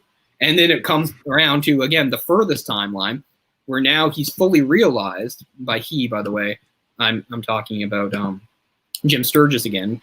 He is, as he's now Haiju Chang, now he's a full-blown revolutionary leading a violent rebellion against this society, again, trying to free slaves. Slaves of a different sort this time. It's not a racial thing. Now it's, genetically engineered slaves, but it's still the same thing, right? And he fails there, too, but he's trying and he's making a difference.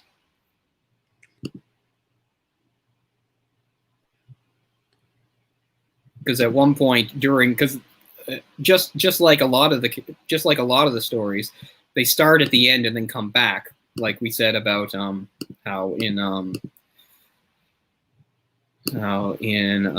sorry, there's just so many things to look at and find.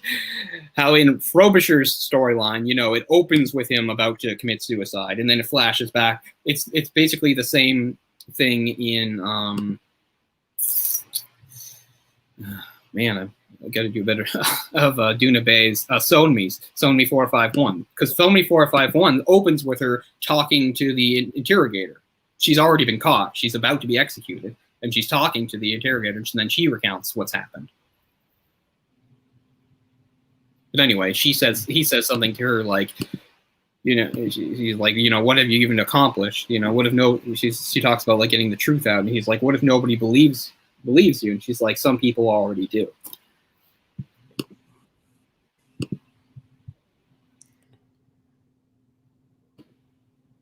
There's definitely some more foreshadowing stuff in connections in this.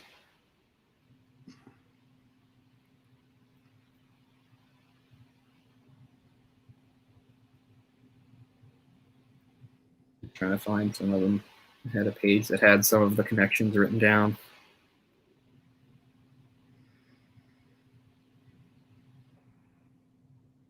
This isn't very... No, this is too hard to navigate. It's a lot. Like, there's some really small things that I'm just reading here that I can find out. That Swaneki nuclear power. When you see the building from the outside, it has like this sort of like, logos that looks kind of like the atom, or whatever, things going around. You actually do see that logo again in Neo Soul. So it seems to suggest that even though they got the head of the company indicted, the company still survived centuries later. So there's a few like little visual things that are in there. Anyway, we can step away from the narrative for a second because there's just other like just visual things. I love the sets. The sets of this movie are so detailed and so great. I think it should be in the conversation of some of those movies that are really like a Brazil or something that have so much detail and attention put in, because they're such visually great sets, not just for Neo Soul, but other stuff too. I mean, Neo Soul might be the most obvious. It's sort of a Blade Runner meets Equilibrium type society. Yeah, they juxtapose against each other really well too. Right. You know, when you go from one to the other, and we're going on multiple continents. You know, so multiple continents, multiple eras, multiple planets too. I guess. Yeah, multiple planets. I guess you can count that for the end. Although you don't see much of the new planet. I don't even think you get to know what it's called. But very true. But I mean, I've got a really great ship from 1849. You've got the restaurant that they work in, that Sunmi and the others work in, which is pretty cool. And then you get some of the government buildings in that area too. I'm not sure what they use.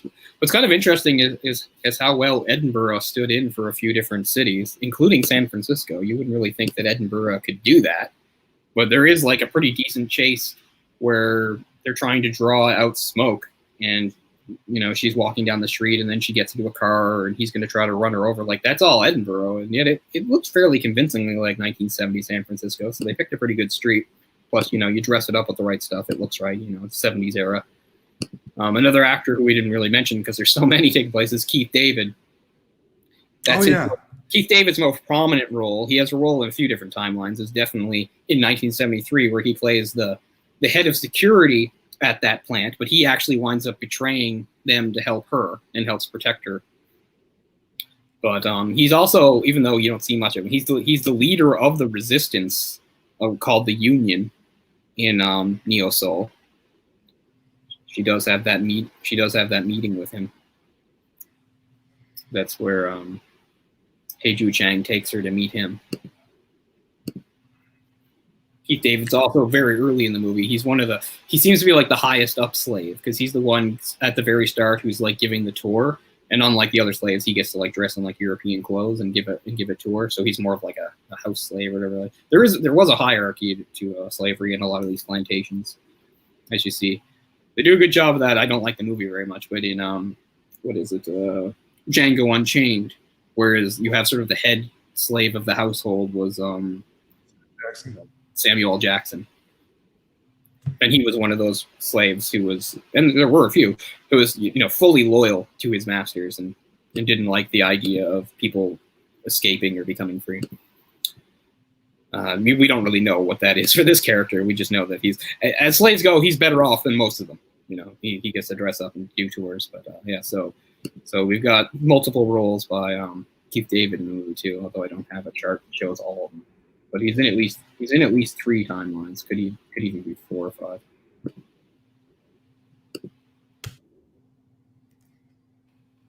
It's interesting here. I hadn't thought of this, but since but old Georgie, you could say, could be some sort of manifestation of the guilt that not just Zachary, but Zachary carries because of the past lives. For instance, in the first one we see that he's poisoning Ewing.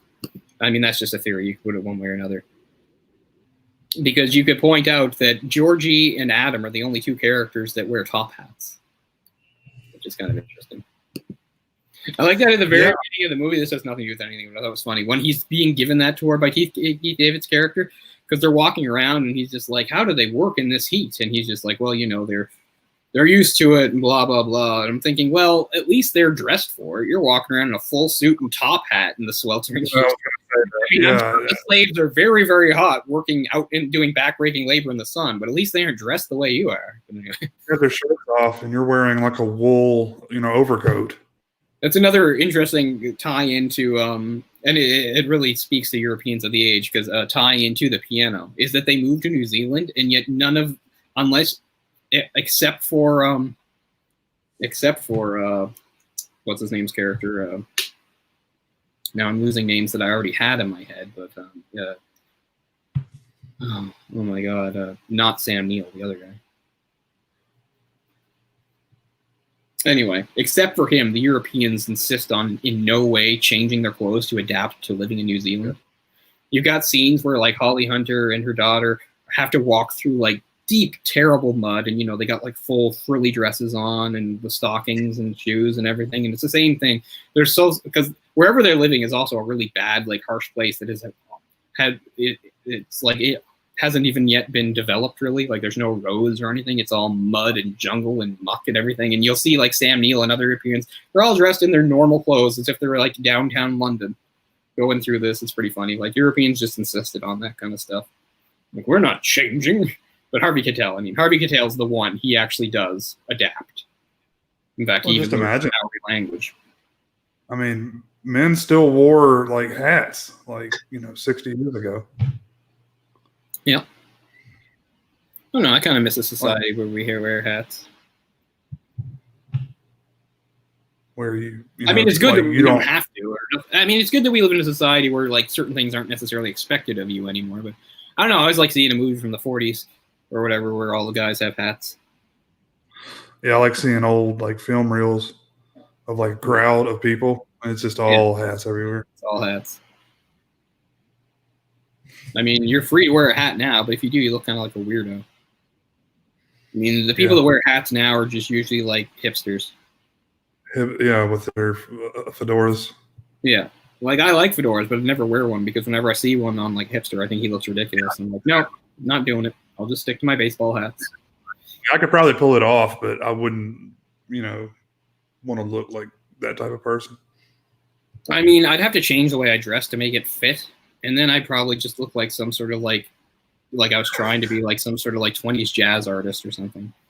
T-shirt and a fedora. Yeah.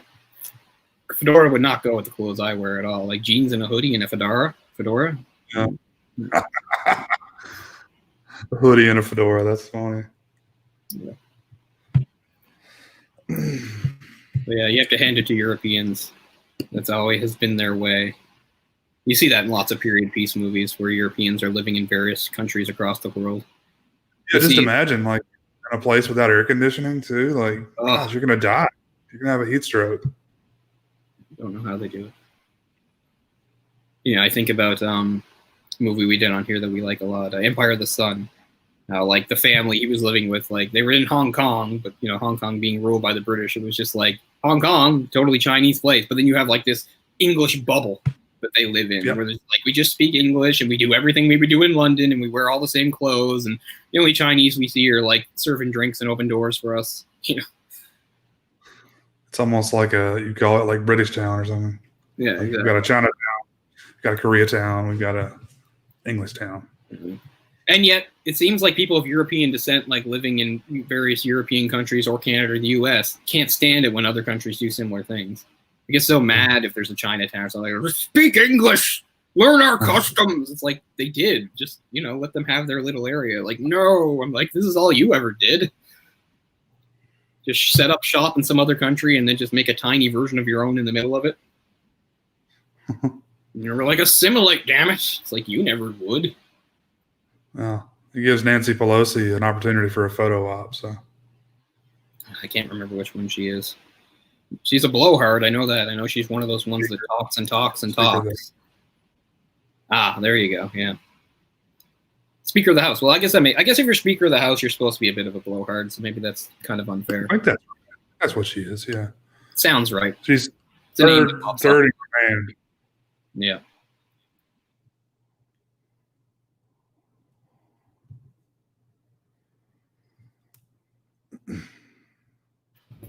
Oh, Papa Songs was the name of the weird McDonald's-like restaurant where those fabricants were working. But yeah, I really like the look because we talk a lot about how so many sci-fi. This isn't this is the sci-fi section of the movie. It's just rip off Blade Runner, but it's not. It's Blade Runner once they get down below. It's a lot like Blade Runner, but up above you have like the set, which you see a lot in so many sci-fi movies, right? It's like up above everything's nice and pretty, down below everything's gritty and tough. The rich get to play in a nice playground where everything's clean, and down below the real people live and work and sweat, and it's all grimy and Blade Runner-esque. So what you might refer to, sometimes you talk about like how whenever, this isn't always sci-fi, but for various settings, you'll talk about a crapsack world, which is just everything sucks. You can kind of call the upper part of Neo-Soul what's sometimes called a crapsaccharin world, which means everything sucks, but on the surface it looks all shiny and nice, which is kind of what's going on here. because it's like, welcome to this restaurant. Everything's great, but it's just like everything's run by genetically created slaves that have no will of their own that you can use like however you want. Then we throw them away like garbage. Actually, we don't throw them away. We grind them down and feed them to each other to keep them going. So yeah. But there's quite a bit of stuff. Once you get into like the government buildings and the law enforcement, it's a lot like Equilibrium. You know, you've got the guns and the one piece and the black helmets, and just and the way they execute them. They've got people all in red. Now in Equilibrium, they actually put you in a chamber and burn you to death. In this, they're not quite that showy. They just insert like a bolt into the back of your head, kill you very quickly, like your cattle or something. Like your cattle, exactly. They lie to them right up to the end too. Like this here we're just going to take your collar off, and it's like dead.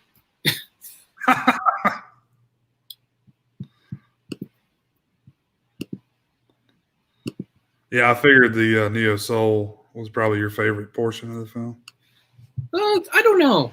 I like 1936 an awful lot, even though there's less going on. I mean, it's not nearly as adventurous because a lot of the other ones have a lot more dramatic things going on, which often get layered on top of each other in the movie. Like the part in Neo Soul where they first have the authorities come and they break down the door, and he sends that device out, you know, that shoots out across the building, connects to the other building, and they're trying to get across it. They juxtapose that with the scene of the slave on the ship where he's running across the topsail, because once they discover him, in his naivete, we've got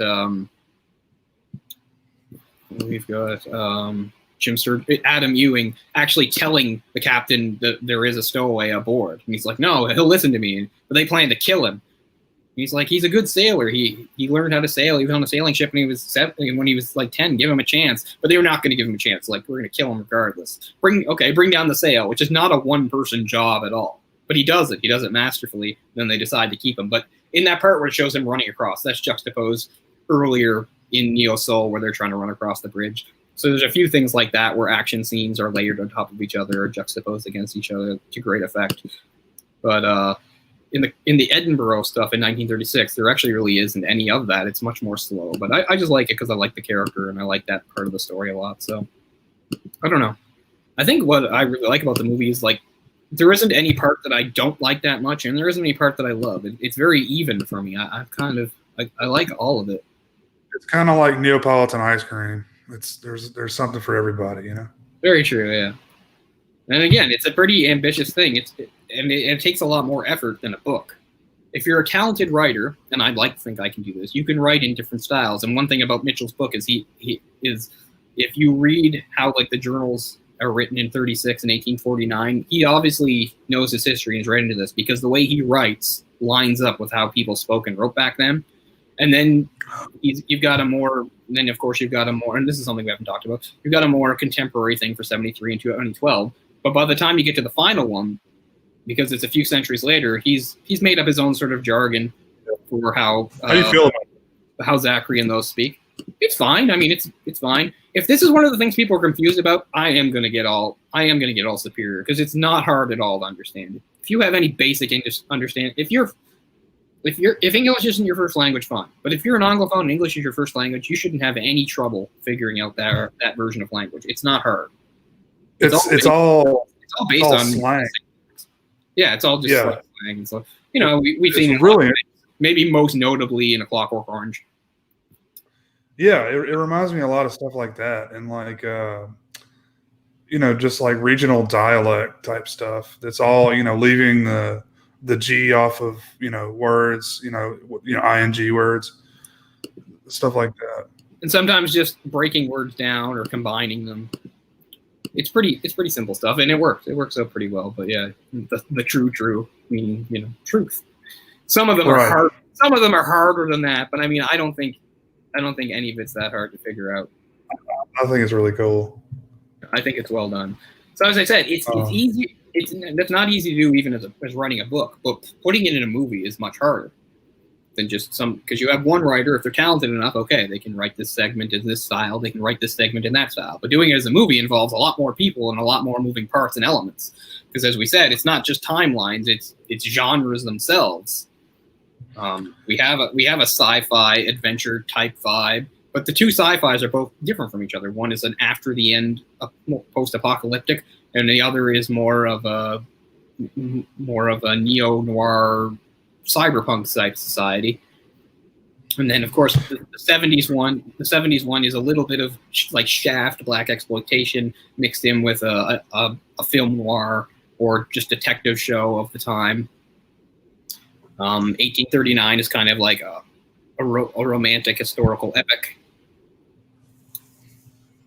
1933 is a sort of different sort of period piece, although I guess kind of in the same spirit. And 2012 is just sort of like a contemporary like comedy, more or less.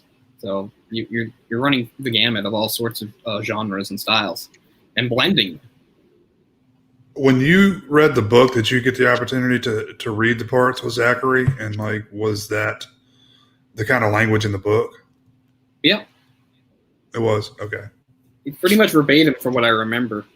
Really? I think I've managed to read at least a tiny bit of every section. It's hard to remember now because it's been quite a few years. It's been more than 10 years. But I definitely would like to get the book sometime soon. I'm surprised that it hasn't been on shelves anywhere lately. I mean, I could buy it online. I buy a lot of books online nowadays anyway. This book's pretty good so far. You haven't really had an opportunity to go to a store, so. Yeah, finally, I haven't been to a bookstore since any of this started either, but the bookstore has been opened for a while here. I just haven't been out there. Or at least the big one. I don't think the small one has, but the big ones have. But a lot of places are open now because as of, I think, July 31st here, it's mandatory masks in stores. So a lot more stuff is open just based on that. So. Yeah, I mean, hopefully the numbers will start going down because we've got mandatory masks too. They've been pretty under control here in Nova Scotia. Really? In Nova Scotia, it's been quiet for quite a while. We've had a couple isolated spikes in parts of Canada. What's annoying is like Quebec has always been like the epicenter where the worst stuff is happening. And Quebec are the ones that keep loosening restrictions and changing things. Like Quebec had this thing about like a new thing for meetings where you could have like 250 people in a gathering. It's like, are you fucking serious? Like, I don't know. Why limit it to that number? I mean, hell, it's so And then large. they had things like, as far as like private homes, limiting it to 10. I'm like, it might as well be 1 million because there's no way of enforcing that. You know, there's not even any point. But yeah, so that's kind of annoying. But like, I mean, again, like things can change quickly. But for a while, things have been fairly calm in the Atlantic provinces. Quebec has always been the worst. And then Quebec's leading the way. They're ahead of everybody when it comes to loosening restrictions, which is just backwards. It makes no sense. You're in the worst position, so you think you can make the most progress? Like, I don't know. And I know it's been like that in some of the states too. I guess you can kind of, put them under the microscope and see how things progress there. There have been a few spikes out west, but they've calmed down. But, pretty good. There hasn't been any new cases in Nova Scotia for the past 6 days, and before that, there were 4. Like, we're spiking like crazy now, but I really can't trust the numbers anymore. There's a lot of fraud going on with reporting. So, as I predicted. So, yeah. Whenever there's potential, some places are fraud. Just overwhelmed. I know Eric lives in Austin. I mean, he's screwed. And I don't mean because he's going to get it or anything like that. I mean, like, if somebody in his family, like, breaks their leg or something, there's nobody to go see. The hospitals in Austin are, like, overflowing. And probably a few other places in Texas and stuff, too. And I've seen that. Like, there's just, like, almost nowhere to go in some of those hospitals. So, like, if you have something completely non-COVID related, like, good luck getting any time or treatment. The numbers don't make sense to me because, I mean, we're a fairly spread out with the exception of a few cities. Our population is fairly spread out. And you got countries that are super dense that aren't having the numbers we're having. I don't understand.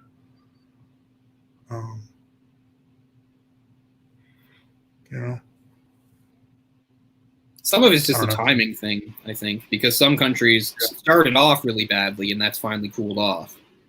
Yeah. Because they do sort of go in waves, I think. I just think historically it's going to be very interesting to look back at this period of time and see all the mistakes. It's hard to look. Yeah, it's hard to look at it when we're right in the middle of it, right? There's always stuff that comes out after the fact.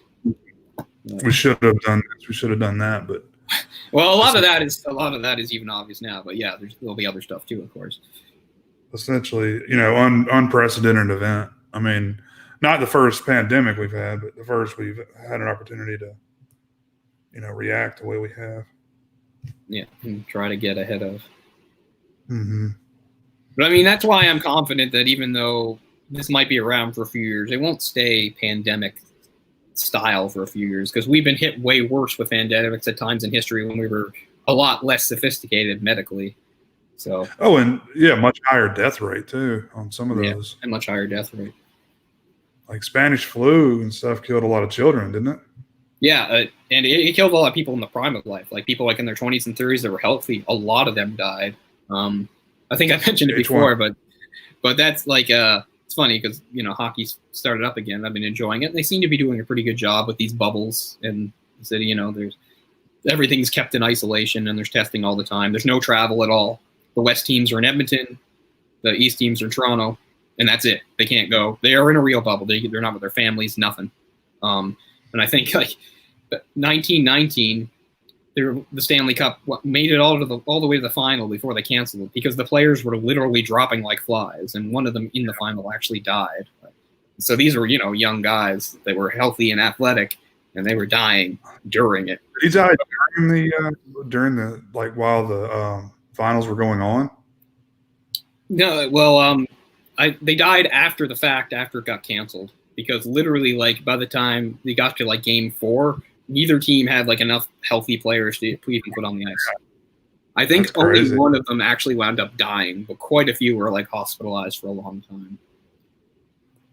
And the guy that died wasn't even older than the others. He was older than most players. I think he was 39. I forget his name. But until the stupid lockout of 04-05, that was the only other time the Stanley Cup had ever been canceled.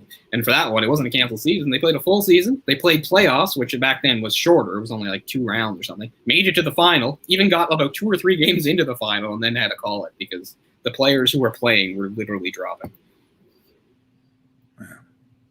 Yeah.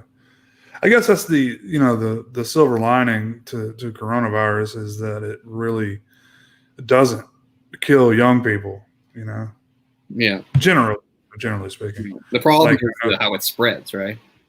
That's the main problem. I think it's really, really contagious, and there's a lot of asymptomatic people that don't realize they have it. Right. That's why it's a pandemic. There's only a smaller percentage of the population that's at risk for this really harming them. But the fact is, everybody's a risk for carrying it and bringing it to them, and that's why it's the pandemic, and that's why all these lockdowns and stuff. That's really what it is. The place where my father-in-law was, he actually got out of that place finally. I told you he had it, and he was completely asymptomatic. But that place, in the past 3 months, 70 people have died from coronavirus. Yeah. As I said, as well as things have mostly gone here in Nova Scotia, the worst things that happened were at a couple nursing homes. Yeah. There was one not even that far from here. Yeah. Where the bunch of people died. And the worst part was a lot of times there was a big delay in people knowing anything. So you could have family members there and not get any information about what happened to them for weeks. Right. So they really botched that. I mean, the good test that they say, the best test for, to find out if you have it, takes a week to get results back. That's fucking ridiculous. You've already contaminated everybody at that point. I guess if you think you may have been exposed, you need to quarantine. So it needs to. And then after there must be a mandatory time of quarantining after a test, at least for normal circumstances. Because like I said, the players are tested all the time, and it's just because of the circumstances they're in. So that's a bit different. But yeah, as far as young healthy people go, I've heard about various players that have had it, and very few of them have actually had symptoms or been affected by it. There was one retired guy, and he got hit really hard. And he hasn't played for years, but he got hit. Georges Laraque. He's only in his 40s. It's not like he's some old guy. He's only in his 40s. But he hasn't played for a while. But I think he's over it now. But when he got hit, it was really hard. He could barely breathe. He couldn't get out of bed or anything. So it just shows that it's not foolproof if you're young. But.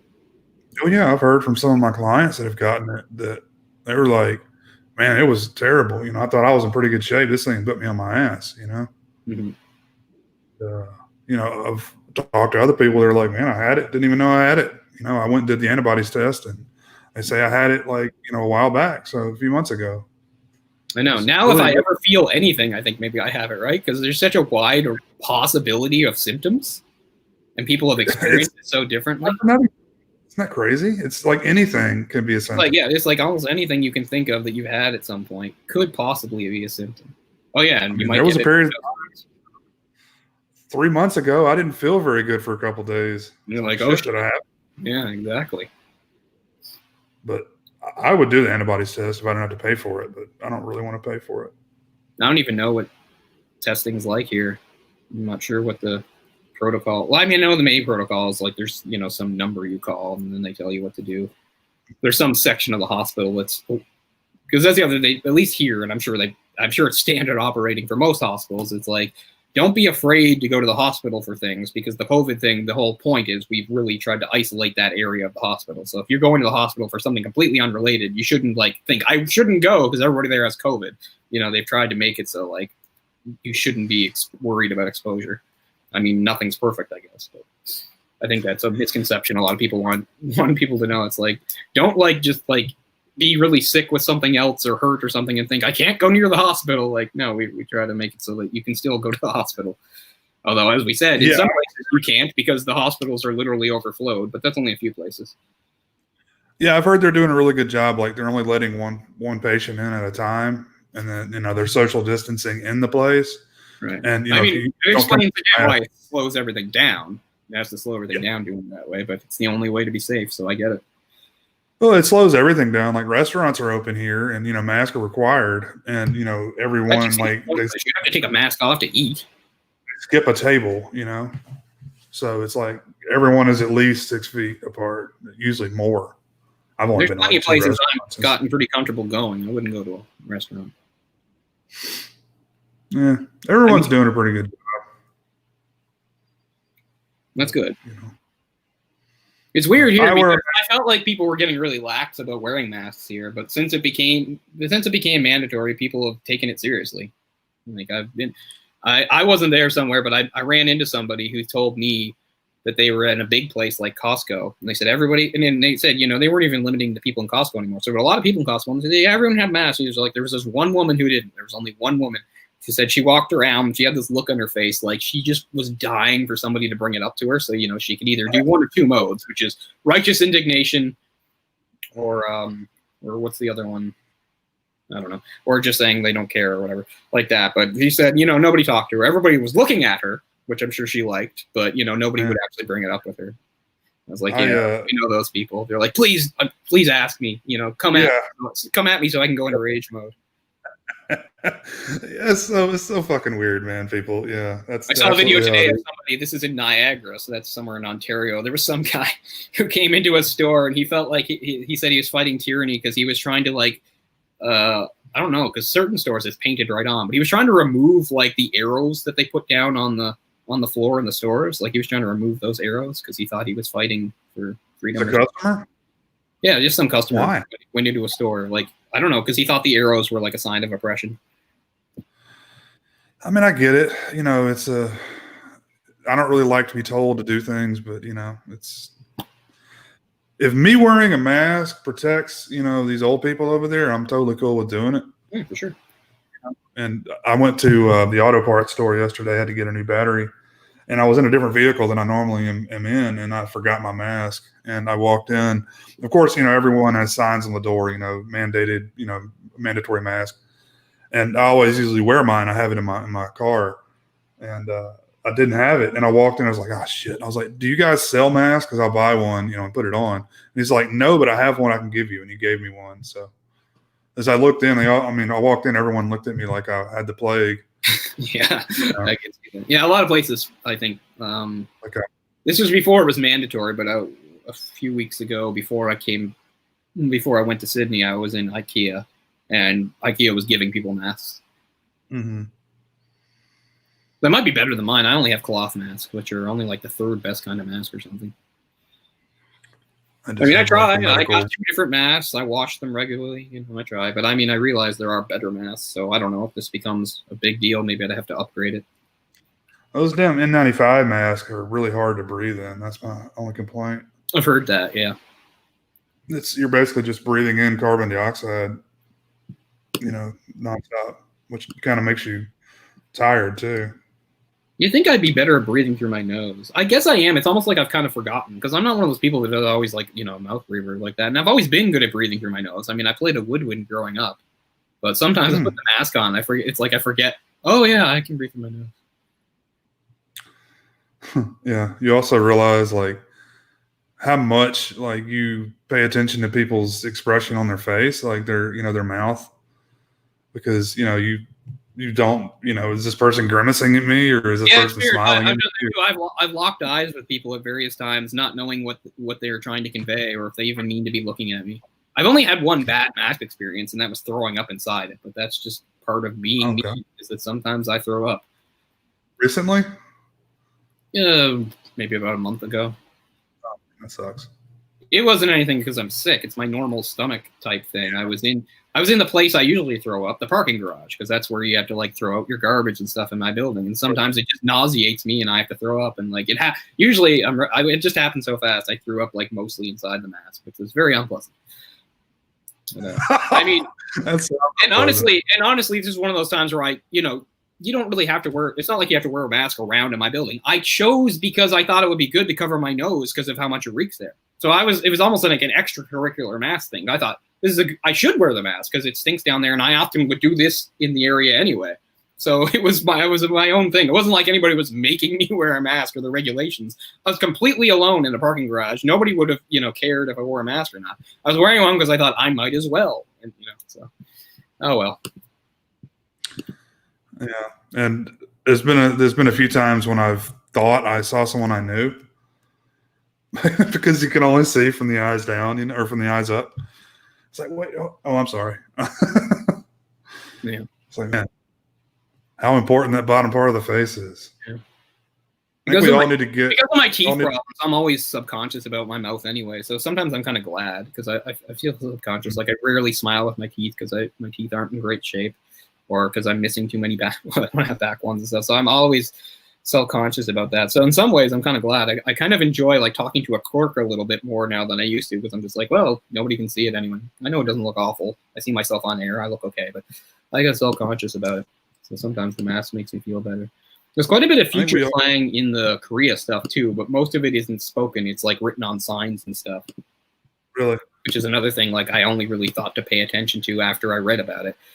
Pretty much anything that starts with EX would just be an X. Things like that, like a lot of abbreviations and things like that.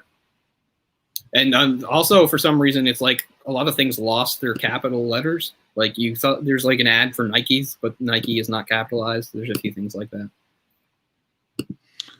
Isn't the their food is called Binu is what it translates into, but it's actually Binu? Yeah, something. Or no. Binu, but it's actually Binu, which translates into soap in Korean, I believe. Yeah. So that would be their food. Yeah. Their soil green, if you will. So obviously slavery is a recurring theme, and not just in the obvious ways, because I mean it starts with historical slavery, black slaves in European establishments, and it ends with a future sci-fi slavery of a genetically created slave race. But there's other like more subtle hints in between, kind of thing. This is a smaller thing, but like when Frobisher comes in 1936, tries to display his affection for Eros, and Eros laughs at him because at first, basically, Frobisher has come up with this melody all by himself, and the other guy is trying to explain. He's like, "Well, it's really kind of ours. It's kind of a collaboration." And Eros and Frobisher doesn't really mind. He says, "I'm willing to share that because I think that you've inspired me because I do like you." But then when he rebuffs his advances and laughs at him, he says, "Well, then I'll take all the credit." Then he blackmails him, which is kind of like making him into a slave because he's like, now you're going to do this work for me and I'm not going to pay you and I'm going to take full credit for everything. So that's kind of like a lesser sort of slavery type thing. When Louisa and Joe are on the run from Smoke, towards the end of their storyline, where they stumble into is actually a sweatshop. So that's close to slave labor. It's not a slave labor. It's not exactly. Sweatshops, people do get paid, but it's way below the legal standard. So that's close. That's close to it. And of course, the whole idea is that the retirement home Cavendish gets thrown into is essentially a prison. So while it starts and ends with very obvious overt slavery, there's the running theme throughout of sort of at least lesser forms or things that are somewhat related to slavery are in there too. Or like suffering and violence. Like, it seems like there's always characters suffering in each timeline, except at the very end, with Zachary, he's actually like happy and everything's peaceful. Finally, when he gets away from the Konas and everything. Also, at the beginning, when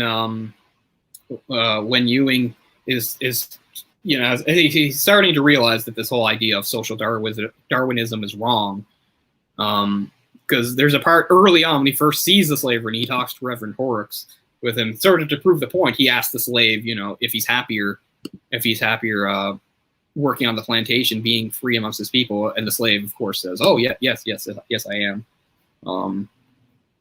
Obviously, that was a thing that existed, and it turns into a trope that exists now that sort of comes from 1984. In 1984, you might remember there were various slogans. One of the slogans was "Happiness is slavery," which basically kind of has its double sort of meaning. And one of the meanings is it's just an ignorance. It's easier and simpler to be a slave. If you're a slave, you are happy because you have a place in the world, and that's kind of where it comes from here. Because what else is a slave supposed to say in this thing? The white master guy saying, "You're happier here, aren't you?" Oh yes, of course I am. Because what else can you say?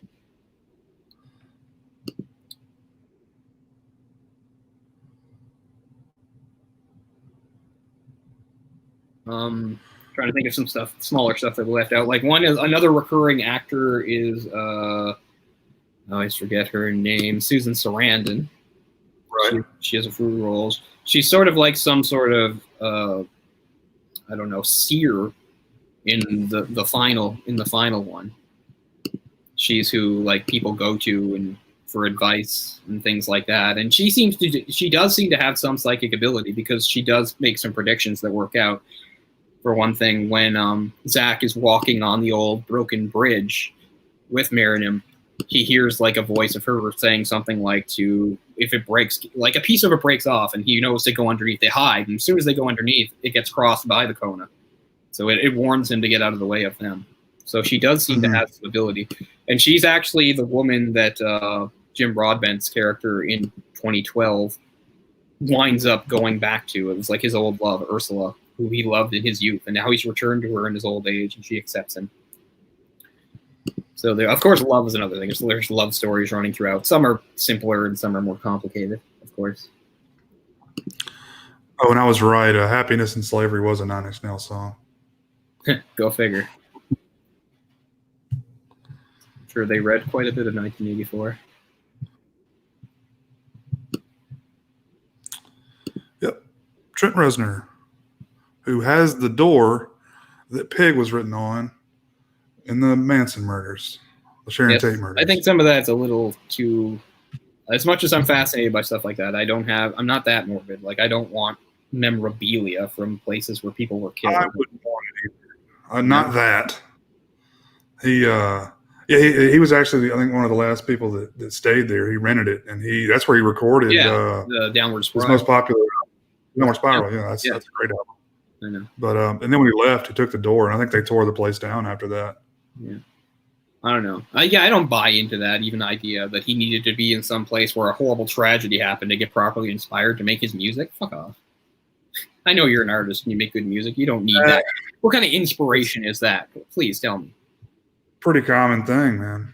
I think that's just being, it's more of a publicity stunt, if you ask me. I think it has a lot less to do with artistic inspiration and more to do with like cultivating a kind of reputation, right? And aura of mystique. He and Manson had to compete about who was the more dark, twisted, fucked up guy, right? They had that whole running thing. Like, I'm weirder. No, I'm weirder and darker. I would agree with you if that wasn't such a great album. It is a great album. I just don't think it needed that location. I think he could have done it pretty much anywhere. I mean, maybe it's I like the album. It's definitely an album I like. I don't know. And I'm not saying the album doesn't have stuff about pain and death, because it does. That's kind of what he specializes in. I just think that's more for What's another there's a bunch of places that people like that are supposedly haunted or whatever that people record in. I don't know. I know the Beatles convention places, didn't they? Who? Didn't the Beatles used to do a lot of weird shit like that? Not really for recording. I mean, Abbey Road was really what they stuck with once they, had the money for.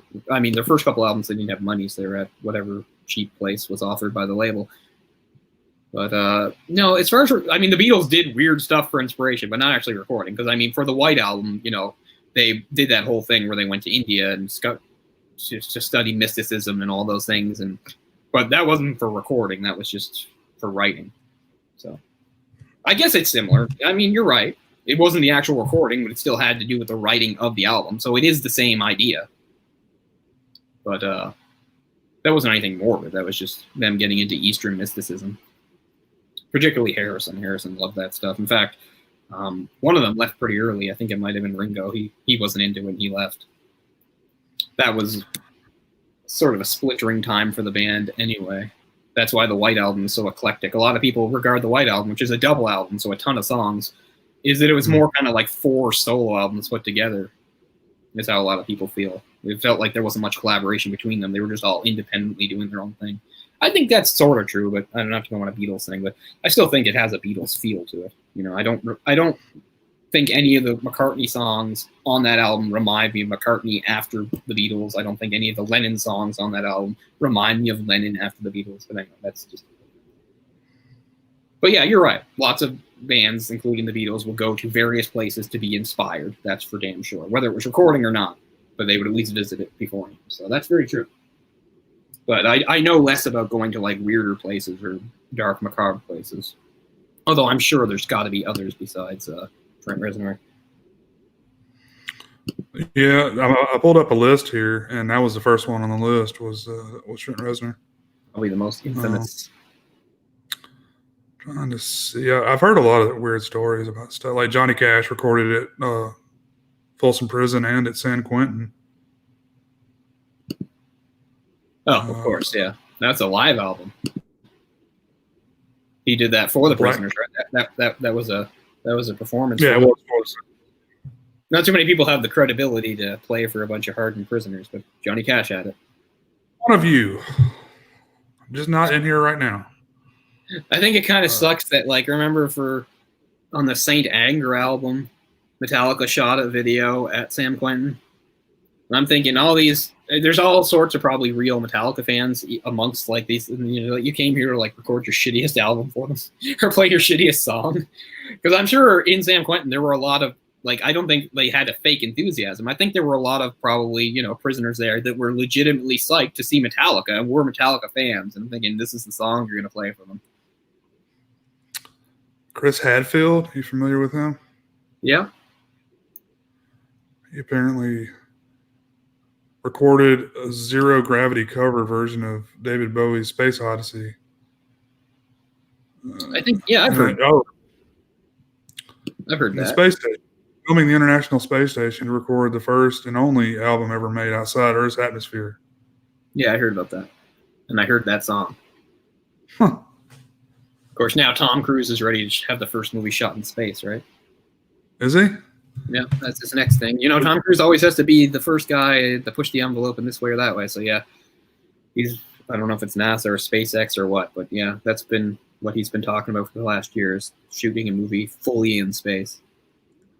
I mean, more power to him. I mean, he's one of the few people in a position that actually could pull it off, I guess. People pretty much do what he says. Cowboy Junkies. I kind of remember them. They were a 90s thing. Yeah, I definitely had some albums. They rented out one of Toronto's grander churches. One of Toronto's what? Not one. Grander churches. Okay, yeah. Yeah, oh, yeah. I can think of quite a few bands. Or actually, not specifically, but I know there are quite a few bands that recorded in like churches. Because it's supposed to be really good acoustics, right? Mm-hmm. But that's an old trick. They've been doing that for a long time too. Because yeah, you get lots of open space and you can set equipment up.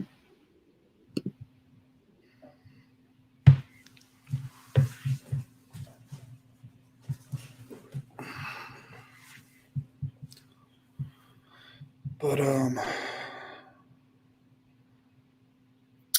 yeah, I mean, I think we've covered the movie pretty well. Well, I can say the movie has really good music, particularly its main theme, which is in the movie, like as the Cloud Atlas Sextet. Throughout most of the movie, you only hear little bits and pieces of it. You hear mostly violin sections or piano sections, but when you get to the end credits, you get to hear it fully, and it's really great. It's worth noting that the music is a little unconventional in how it's done, and that it was one of the directors who composed it. In that the third guy, Tom Tykwer, he's, in addition to being a director, he's also a composer, but he always composes with these two other collaborators. So it was him and those two that did the soundtrack for this movie. It's a really nice soundtrack. Maybe nothing really stands out beyond that theme, but it's a really great theme. It's really worth sitting through this first 5 minutes of credits for. Plus, also, if you watch the credits, you get to see it shows the principal actors that played multiple roles. It shows them, and it shows the pictures of them as the various characters they played, which is kind of rewarding. I mean, you already watched such a long movie, you can watch a few minutes of the credits, right? So it has that going for it too. It's a really great song, the Cloud Atlas theme. Really like it. Yeah, the soundtrack is really critically acclaimed, much more than the movie. I think it's too bad. As I said, I mean, I should look other places. I've only looked on Wikipedia, but I've looked on Wikipedia I read some of the more negative reviews, and I just don't agree with them. Yeah, that Village Voice guy was really hard on it and named it the worst film of 2012. I mean, come on. Worst? Come on. Worst. I hate when people use that terminology for something that's, obviously not worst. Mm-hmm. Like people saying It was the worst horror movie of 2019, or It Chapter 2. And I know sometimes when artists are talking about things, particularly arty things like something like a Cloud Atlas, they can get a little maybe pretentious and up their own ass about stuff. But I actually really like this quote here from Lana Wachowski talking about the movie and its reaction, stating, "People will try to will Cloud Atlas to be rejected. They'll call it messy or complicated, or undecided whether it's trying to say something new agey, profound or not. And we're wrestling with the same things that Dickens and Hugo and David Mitchell, the author of this, and Herman Melville were wrestling with. We're wrestling with those same ideas, and we're just not trying to do it in a more exciting context than conventionally you're allowed to. But you won't want to say we're making this to mean this. What we find is that most interesting art is open to a spectrum of interpretation." And I realize you could say, well, that's a good backdoor way of saving any movie ever. But I mean, I think it applies to this movie. And it's also worth noting how much, I know I talked about how enthusiastic Tom Hanks was about making it. That opinion didn't change. To this day, Tom Hanks considers it one of the best movies he's ever done, which I think is very significant when you consider the movies that Tom Hanks has done. So I think that really says something, that he still considers a really great thing. In an interview in 2017, Jim Broadbent called the film great to do and fantastic, and he expressed disappointment over the commercial failure of the film, stating, "It was an independent film and needed a lot of money behind it to get out there. Warner Brothers had the distribution rights, but it wasn't one of their own, so I think they might have marketed harder if it was." So that could also be part of the reason, too, that it didn't have the same marketing clout behind it some movies have.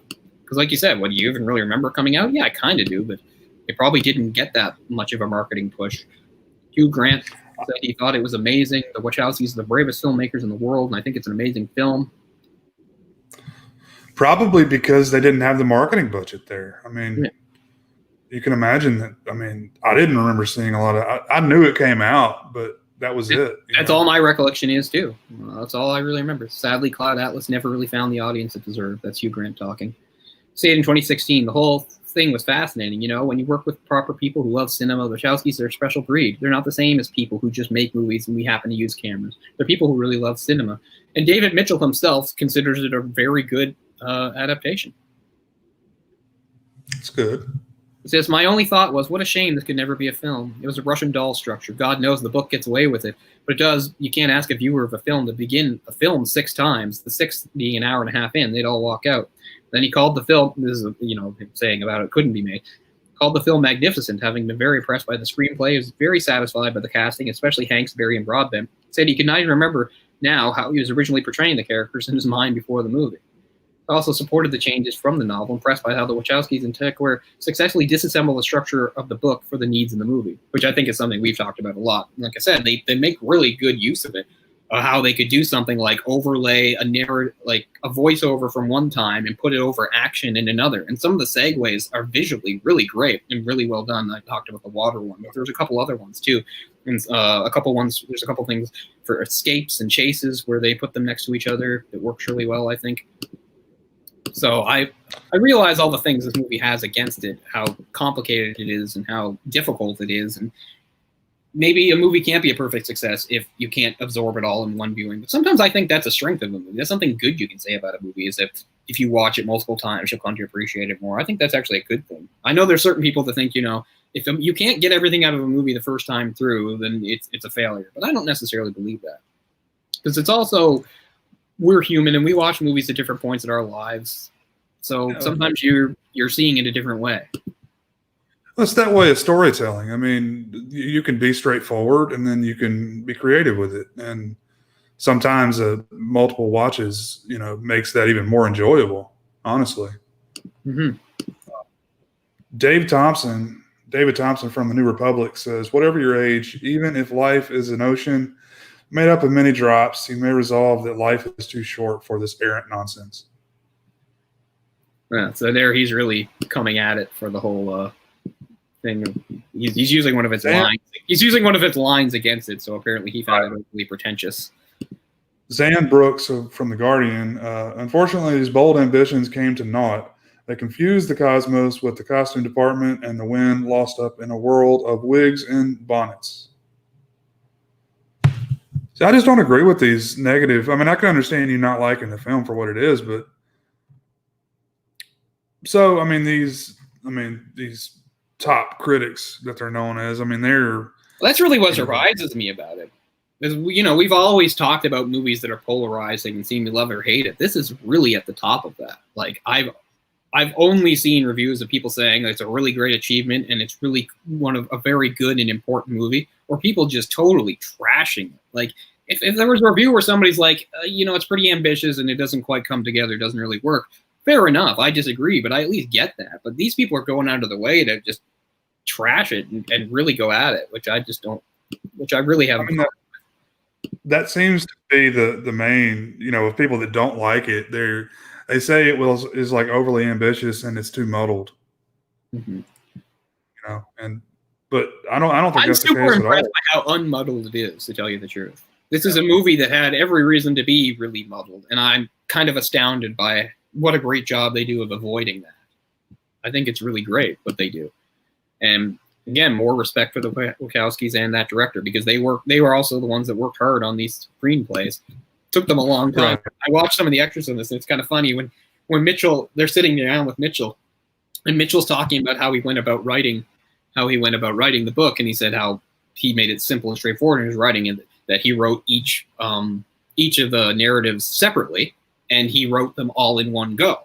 And then all he did later basically was then I split them in half. I knew logically sort of where some of the cliffhangers would go, and that would be a stopping point. And then he said, and then I spent about 20 minutes using the cut and paste thing. And they just laughed and they're like, I hate you, because they spent a lot more than 20 minutes trying to figure out how to do this mosaic is really what they're doing. It's like putting together a mosaic or collage, but not just to look neat, but to actually tell a cohesive story that an audience can follow and get behind and be interested in. So really, really difficult stuff. And I'm impressed as hell by how they did it, to tell you the truth. It took them years to write that screenplay, so yeah.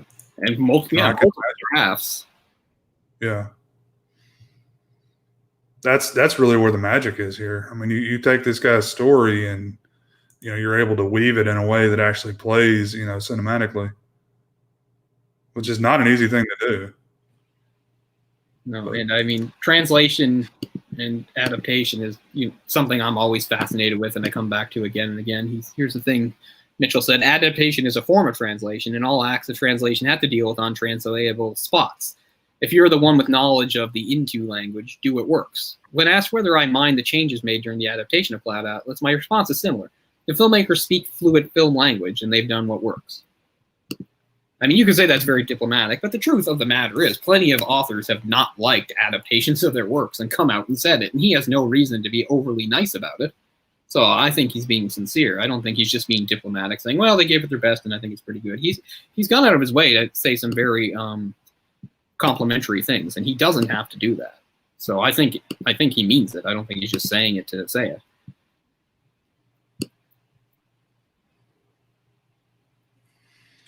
Man, these critics are really trashing this movie. So those are like 3 really big reasons why the movie didn't go well. One, you could say it didn't have much marketing muscle behind it compared to most movies that would come out from the big studio. 2, it is complex and long, which is the type of thing a lot of people avoid. And 3, people that might have been thinking about it are reading all these reviews by these reviewers that are just ripping into it. So from that standpoint, you can really understand why it did not do well financially. Does the general public really pay attention to critics' reviews? They do more now than they used to, I think. I think people are more concerned now, although it's not always necessarily critics. I mean, it's just more about kind of like what's more popular. That's why like Rotten Tomatoes, like a lot of people seem to live and die by Rotten Tomatoes. And when I put on Netflix now, it's a big deal to always show the top 10 in Canada, which is always means these are things I cannot watch because the people in Canada have terrible taste, apparently. Because whenever I see the top 10, I'm like immediately discard. It's a bunch of crap. I mean, every once in a while, it might be some big hype thing that's coming out, and so people are watching. But a lot of the time, it's just a bunch of junk. So I do think people pay more attention to reviews now, although it's a little different because now there's way more sources for reviews than there used to be. You know, it used to be Siskel and Ebert and whoever your local person in the paper was, and that was about it. And certain people weren't even aware of it. But nowadays, people are much more aware. But there's also much more to choose from and listen to. So. But as we said, there's a kind of somewhat of a united front here of a lot of reviewers just going very negative about this movie. You have to seek out, critics' reviews now. Like when I was a kid, or not necessarily a kid, but back when newspapers existed, that's where I would go to look at, the showings for, whatever was showing at the theater. And there would be, Siskel and Ebert's, reviews right there by the movie. So, you could kind of judge it like that. As I said, I can't remember the time. I can't remember the situation. I don't remember what was going on, but I truly regret not seeing this movie in theater. It would have been really great to see in theater up on the big screen. It's so visually spectacular, which is another hallmark of Wachowskis. Even if it's a movie that maybe you don't like that much, it's going to look very good because they're great at that.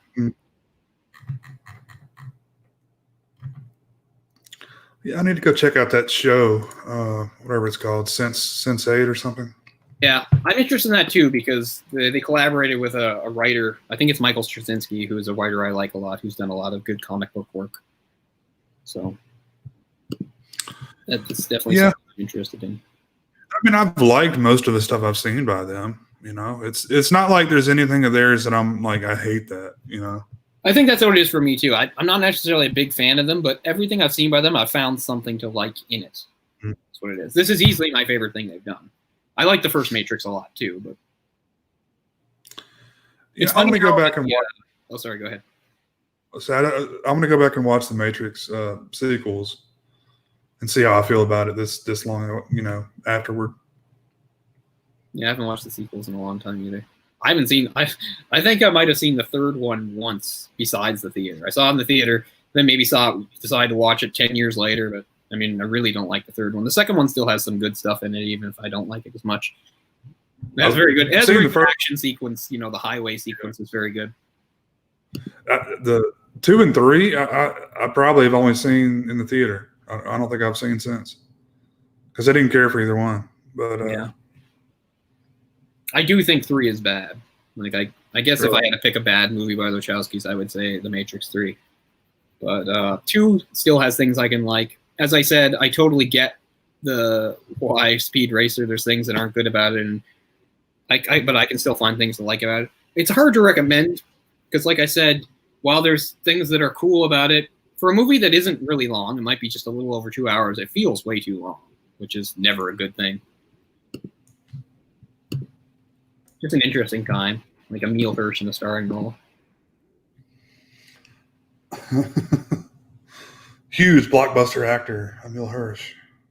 And he and Matthew Fox, it seems like they were on the up and up, but turned out no.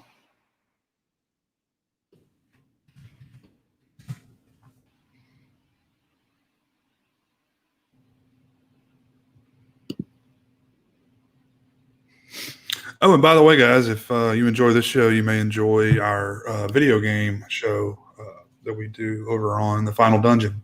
Right, we got our first 2 episodes up of that, or our introduction and first real episode, and that runs on a little looser schedule than this show because it's a little harder to get together with Eric, but we try to get some consistency out of that. So hopefully our next episode will be soon. We'll be in talks to figure out what the topic on that one should be.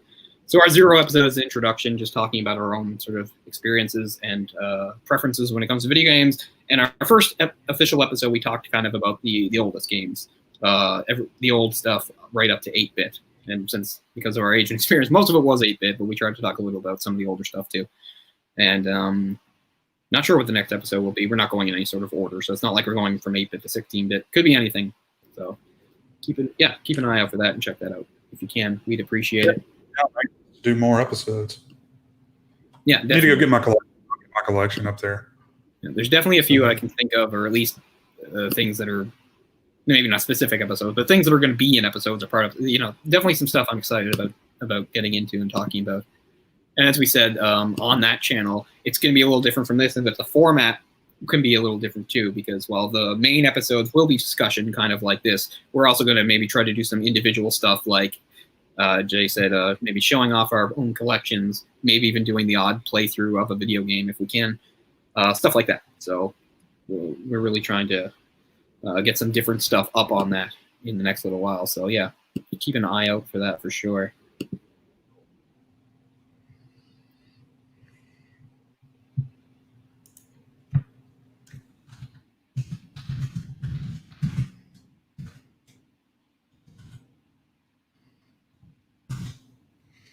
Yeah, I'm looking forward to it. I've had a lot of fun with the previous episodes. Yep. So we'll be in discussions very soon to hammer out what the next episode is going to be. I guess we're mostly wrapped up on this one. I mean, we're pretty efficient. I mean, because it was a lot to cover, and I know, I mean, for any movie, it's not like we always cover absolutely everything, but I think other stuff I wanted to say, it's definitely a movie that I want to promote and tell people that they should give a watch. And I realize it's a long movie, so, and it's a movie that asks a lot of you, so it's not just something that you can just throw on. So maybe not everybody's ready to embark on that, but it's one of the reasons why I wanted to do it for the show. I mean, we have different reasons for why we do different movies, but for this, it's definitely one that I want to bring some awareness to, and also just give my own views on. And also, as a whole, I think we wanted to talk a little about our impressions on the Wachowskis and their careers in general. For me, this is definitely my favorite thing they've done, and I feel it's really unfortunate that it I guess failed in the way it did, because I'd love to see them tackle other sort of big, ambitious style projects, because I think they can do it. And this comes, of course, from a very nice source material. It is a really good book, from what I can tell. I'm definitely going to finally read the whole thing instead of just bits and pieces. I can tell by reading this book that I very much enjoy David Mitchell. And maybe it's kind of a little bit of a delay for me to get into him, since I've been aware of him for more than a decade. But I'm a very prolific reader, and I'm always reading stuff at any given time. And I'm also the type of person that kind of wastes time and goes back and rereads stuff I've already read. I'm not always on to the next thing. So even though I read at a crazy pace, there's all sorts of stuff I still haven't gotten around to, just because I'll go back and reread other stuff. So sometimes when I talk to people that they're the type of readers that are always reading the next thing, they're kind of shocked by how much I haven't read. I'm like, well, I can't read everything. Yeah, I do what I can, as I said, and it's and plus, I'm always reading multiple things at once, and sometimes that doesn't always serve me in the best way if it is something particularly complicated. Like if I get around to Cloud Atlas anytime soon, I'll have to like clear it so it's like one of the only things. Because I have like comics are one thing, they're easy enough to read, they're more of like this to the side, and then novels, it sort of depends upon my level of interest, complexity, or my history with it, whether it's my main novel. The main thing I read usually means I spend my time reading it when I go to bed, or if I like take a bath. Those are like the main reading. The other reading is stuff fit in at different times and opportunities throughout. And sometimes the main reading fits into that if I'm really into it or if I actually don't have other reading going on. But right now I'm reading 3 novels, and I finally just got my new comics the other day, so a ton of comics. I broke my record for comics the other day. You don't want to know how much I spent. But it's been a long time in coming. It's just weird because comics had slowed to a trickle in April and May and slowly got going again in June. But now in July and August, they just exploded. So, which is good to see. It's really nice being down at my store again. But yeah, I spent a ton of money, so I'm reading all sorts of comics. And I just started this, 1,000 Autumns of Jacob Bezoy. But it will be my main book until I finish it. Also because time's a factor, because it is a library book. I don't own it, so I do have to get it back to the library at some point soon. I think I've decided to give up on Stephen King's The Outsider. I'm so underwhelmed on the series. I watched the series, the whole thing, even though by about halfway I knew it wasn't going to save itself. It's 10 episodes, so it's not like it's the longest thing in the world. 10 episodes, roughly an hour, 50-some minutes each. So it's not like it's the biggest investment of your time. But I did watch all of it, but I wouldn't recommend it. Like, don't bother. It was so underwhelming. I totally understand not wanting to read the book because, yeah, if the book probably it's the same sort of thing I've said before. Like the first few chapters are probably really interesting, and then because that's how the show is. The first episode is really solid, and at least the next 2 or 3 you're still pretty engaged, and then it just kind of thing. Spoilers for The Outsider here, but once Jason Bateman dies, it's pretty much downhill from there. But yeah, I think I'm going to read Let the Right One In next. I've had that on my shelf for quite a while. I haven't got into it yet. I've never read a physical copy of it. What's funny is, like, many years ago, I was talking to somebody, and they sent. I mean, I feel kind of bad because I didn't buy the book, but somebody sent me like kind of a manuscript of it, and that's how I've read it.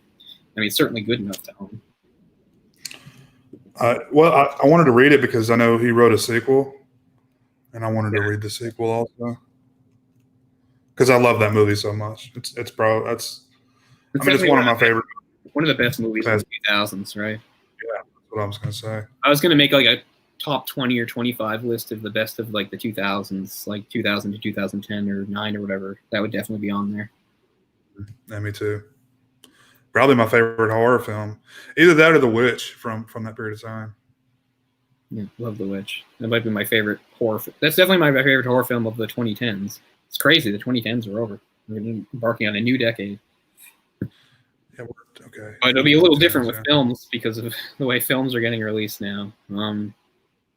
What is it? Something's coming out. Oh yeah, so yeah, the new Mulan, the live action Mulan's coming out on Disney Plus, but it's not just like on Disney Plus. Like you have to pay for it too. So I'm not doing that. What? I get Disney. Yeah, it costs a bunch, I think. That's bullshit. It's funny that like way before Disney started doing that to like every movie, like I thought that would actually be kind of good as a live action movie. I don't know much about the actress. I know she pissed everybody off by like being sort of a typical Chinese citizen by like, or not typical rich Chinese citizen by like, I side with our awesome government. Like that's not going to fly too well over here because they had protests in Hong Kong and stuff like that. And she came out like on Twitter saying how she stood with the police. I'm like, it's because you live in a fucking crazy bubble and don't know anything what it's like to be a real citizen in those places, you know? You're in a place where they legitimately might kill you for your beliefs. So. Because it's not too often as like somebody living in Canada or America, I can, tell somebody from, another country or whatever like that, like, what are you doing? But it's so obvious in this context. So it's very attractive. I'll give her that. But so that's on. So that was obviously supposed to be theatrical release, but theatrical releases are all pushed back now. Although theaters have opened around here, but again, not my close one, so I haven't been able to go back. I'd love to just go see anything. Really, right? I'd love to see anything right now. It's really telling you the confidence that studios have in their projects for the shit they actually put out. Like the stuff they extend the deadline or, extend the release date, or if they release it VOD, it's tells you we didn't think this was going to do that great anyway, so we'll put it out like this. Which I don't know. I think don't buy into this VOD stuff at all. Like, I just don't think it's going to catch on the way people are. Because remember, like, the first one to do this during this COVID era was the Trolls movie. And everyone's like, wow, there's all these articles that, like, the Trolls movie has shown that, like, the future is this. Like, we don't even need theaters. Everybody's willing to do this. I'm like, it's just because there was nothing else to choose from. It's still in the red. I mean, it was that or nothing. So a lot of people, not including myself, I didn't pay. A lot of people who had, had a bunch of kids at home and nothing to do for them did that. And I'm like, that's not the mark of a good movie or a good platform. That's just having no other choices. I mean, I'm not paying $30 to rent anything. Yeah, and I think that's what it is for Mulan, which is insane. Like, I better own it for that money. It's an own situation, yeah. I wouldn't pay $30 to own that, but I'm definitely not going to do it for just a one-time thing. I mean, if this was something spectacular, I might pay that kind of money for a rental. I mean, yeah. Go to hell, Disney. That's insane. How greedy can you get? I hate Disney so much now, like right now, that I wish I wasn't a member of Disney Plus. Speaking of Disney Plus, I watched the first half of Hamilton. Of what? Hamilton, that it's weird because like, how come I can't see other musicals this way? But anyway, I never got to go see Hamilton anywhere, but it was a big phenomenon a couple years ago, and so it was a big deal that I watched. It's long too. It's really long. It's like as long as this movie. I get why people like. I don't know. It's weird because I'm somebody who does like musicals, but I don't know. I don't know if the hip hop musical works for me. Some of it is very powerful, but some of it is kind of silly too. It's hard to take seriously. My wife has seen it twice and is obsessed with it. She's watched the one on Disney Plus too. I mean, it's not fully hip hop. There's obviously some, conventional songs in there too, and they're nice. It just seems odd. It just seems like an odd combination of things to put together. I mean, a lot of musicals are odd when you get down to it because it's not like a musical based on the life of Alexander Hamilton. How strange. I mean, there's musicals based on some really weird specific stuff too. So I don't have a problem with that. Although I have to say it is kind of weird. Like, I don't know. How much am I supposed to criticize the movie for the way it misrepresents history? I mean, it's not a movie for one thing. It's a musical. It is a little surprising that somebody who's not white is this interested in making it sound like Hamilton was this great champion for, other races when he totally wasn't. I mean, you got Benjamin Franklin beatboxing. You got, Burr on the turntables. Yeah. And again, this is one of the few times, like, we've talked about, like, for instance, okay, a few years ago, they've done, some of those live versions of musicals. Like, they did a live version of Grease on TV. And I thought it was great that, like, all these roles were played by people of different races. Even though within the historical context of the Grease, of course, it wouldn't work. Like they had like a black football coach. Like, you wouldn't have a black football coach in like 1950s middle America or whatever. But that's not me coming down. Because I think Grease is for everybody. Anybody can play any part. Who cares? But in this, it's like so weird because the movie is talking about like the racial politics of the time. Now, again, not the movie, the musical. The musical talks about the racial politics of the time. It talks about how there's slaves. And yet there's black characters playing obviously prominent white historical figures like Aaron Burr. So I don't know. It's kind of weird. I'm not going to shake my fist and say they shouldn't do that or, I don't know though. It's weird. It's just weird because it's a movie that actually does acknowledge that. And yet at the same time, there's all sorts of, characters played by different races, which again is not the type of thing I would be critical of, except for how weird the context is. It's a really strange context. Is it not an all black cast? No, but it's heavily black, and I'm not even Hispanic. It's not all black, but it's heavily black. For instance, Aaron Burr is black, which is just like when you think about who Aaron Burr was, it's kind of a mind fuck. Is all I'm saying. He owned slaves, didn't he? I can't remember, but there were definitely characters that did, and they talked about it. I don't know. I mean, whatever. I mean, I'm fine with it existing. It's just not something I'm gonna But spend my time. I'm only talking about because I am somebody who likes musicals generally. But it's weird because you're watching this thing that it's because of its setting in the 19th century. A lot of the costumes remind you of watching something like Les Miserables. You know, kind of the same deal. Les Miserables is a musical with period costumes of the same sort of thing, and yet it's so similar in some ways and so different in other ways. Of course, hip hop being part of it. I'll just say, like, I'm not a hip hop fan, and I have no idea what somebody who listens to like the popular hip hop would think of musical theater hip hop, or if they think that there's a correlation, or if it's completely different, or what. All I can say is from my own limited experience, I would say some of it works and some of it is really silly, is what I would say. I picture a lot of white people doing a lot of this type dancing too. Well, you know, it's a musical, so trust me, anybody in it, white or not, they can dance perfectly. Like, it is. I'm used to musicals, and this one's just like perfectly choreographed, just like everything else. Like every movement is perfect. And I'm not. I meant people watching, like Suburban Housewives. Oh yeah, for sure. I mean, I think that's who it's most popular with, really. They're like, oh, okay, like I don't listen to what my son listens to, but this is hip hop I like, you know. Yeah, I'm sure that's one of the main reasons it was a phenomenon, because it was also like an entry point for hip hop. I mean, that's kind of cool, I guess. It was an entry point for hip hop for a certain audience that wouldn't have listened to it otherwise. Or I'm just saying the final product for me is it's a mixed bag. It's very odd. I'll eventually watch the second half, I guess. I don't know if I'll start at the beginning again or not. Much like the criticism of Cloud Atlas, I really don't want to spend 3 hours on it. Yeah. Or any. It's really long. It has the odd good song, but I'm not. Oh yeah, I've heard a lot of the songs that they get played in my house constantly. Oh, okay. So, you know. And I mean, and probably hearing it makes a little more sense than watching it too, because like watching these people in the period dress do it is again sort of a weird disconnect. The whole thing is weird to me. The entire concept. But I mean, plenty blockbuster musicals have weird concepts.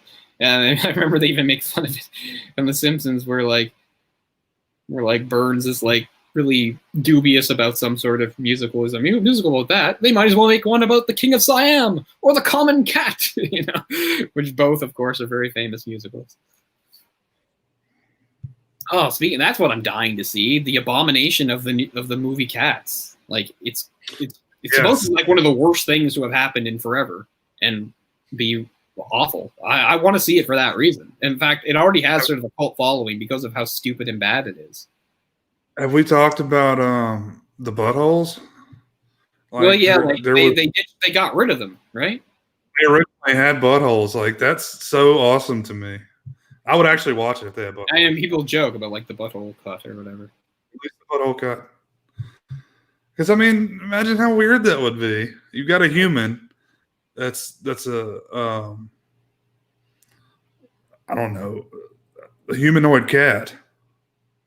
I mean, I part of the reason why the original version of Cats worked is because it's still mostly suspension of disbelief. Like, it's people in weird frilly costumes that in no way look like cats, and you're like, okay, but they're cats. I get it, you know. But this is a weird, unholy use of CG to make them kind of like human cat hybrids. That's why it's so weird. Like, I saw cats in person and it works. Everybody looks ridiculous. You know, they're weird. And the whole point is, at no point do you really associate them with cats, but you're just like, okay, they're representing cats. But here they're like, well, what if they looked like way more like cats? Like, what do you mean? They're humans. Well, you know, they look like Teenage Mutant Ninja Cats. Okay, not a good idea. Like, amorphophiles, I can never say the word, but you know what I mean, cats. And that's part of the reason, like, because now they're digitally smoothing things out and everything, and yeah, they look like human cat hybrid mutants. That's really visually odd and strange. It reminds me of, you know, they make this little thing that you can put around your cat's tail that covers up its butthole. Yeah, I remember we talked about that. I always wondered how it would go to the bathroom. It's like shit all over it. So now when guests come over, they can be like, why does your cat have a butt plug in? You know, that's his kink. He's into it, man. Don't judge him. Yeah, but I definitely want to see it because of how awful it looks and because of how awful people say it is. I want to see it. I mean, only because it's gonna be bad.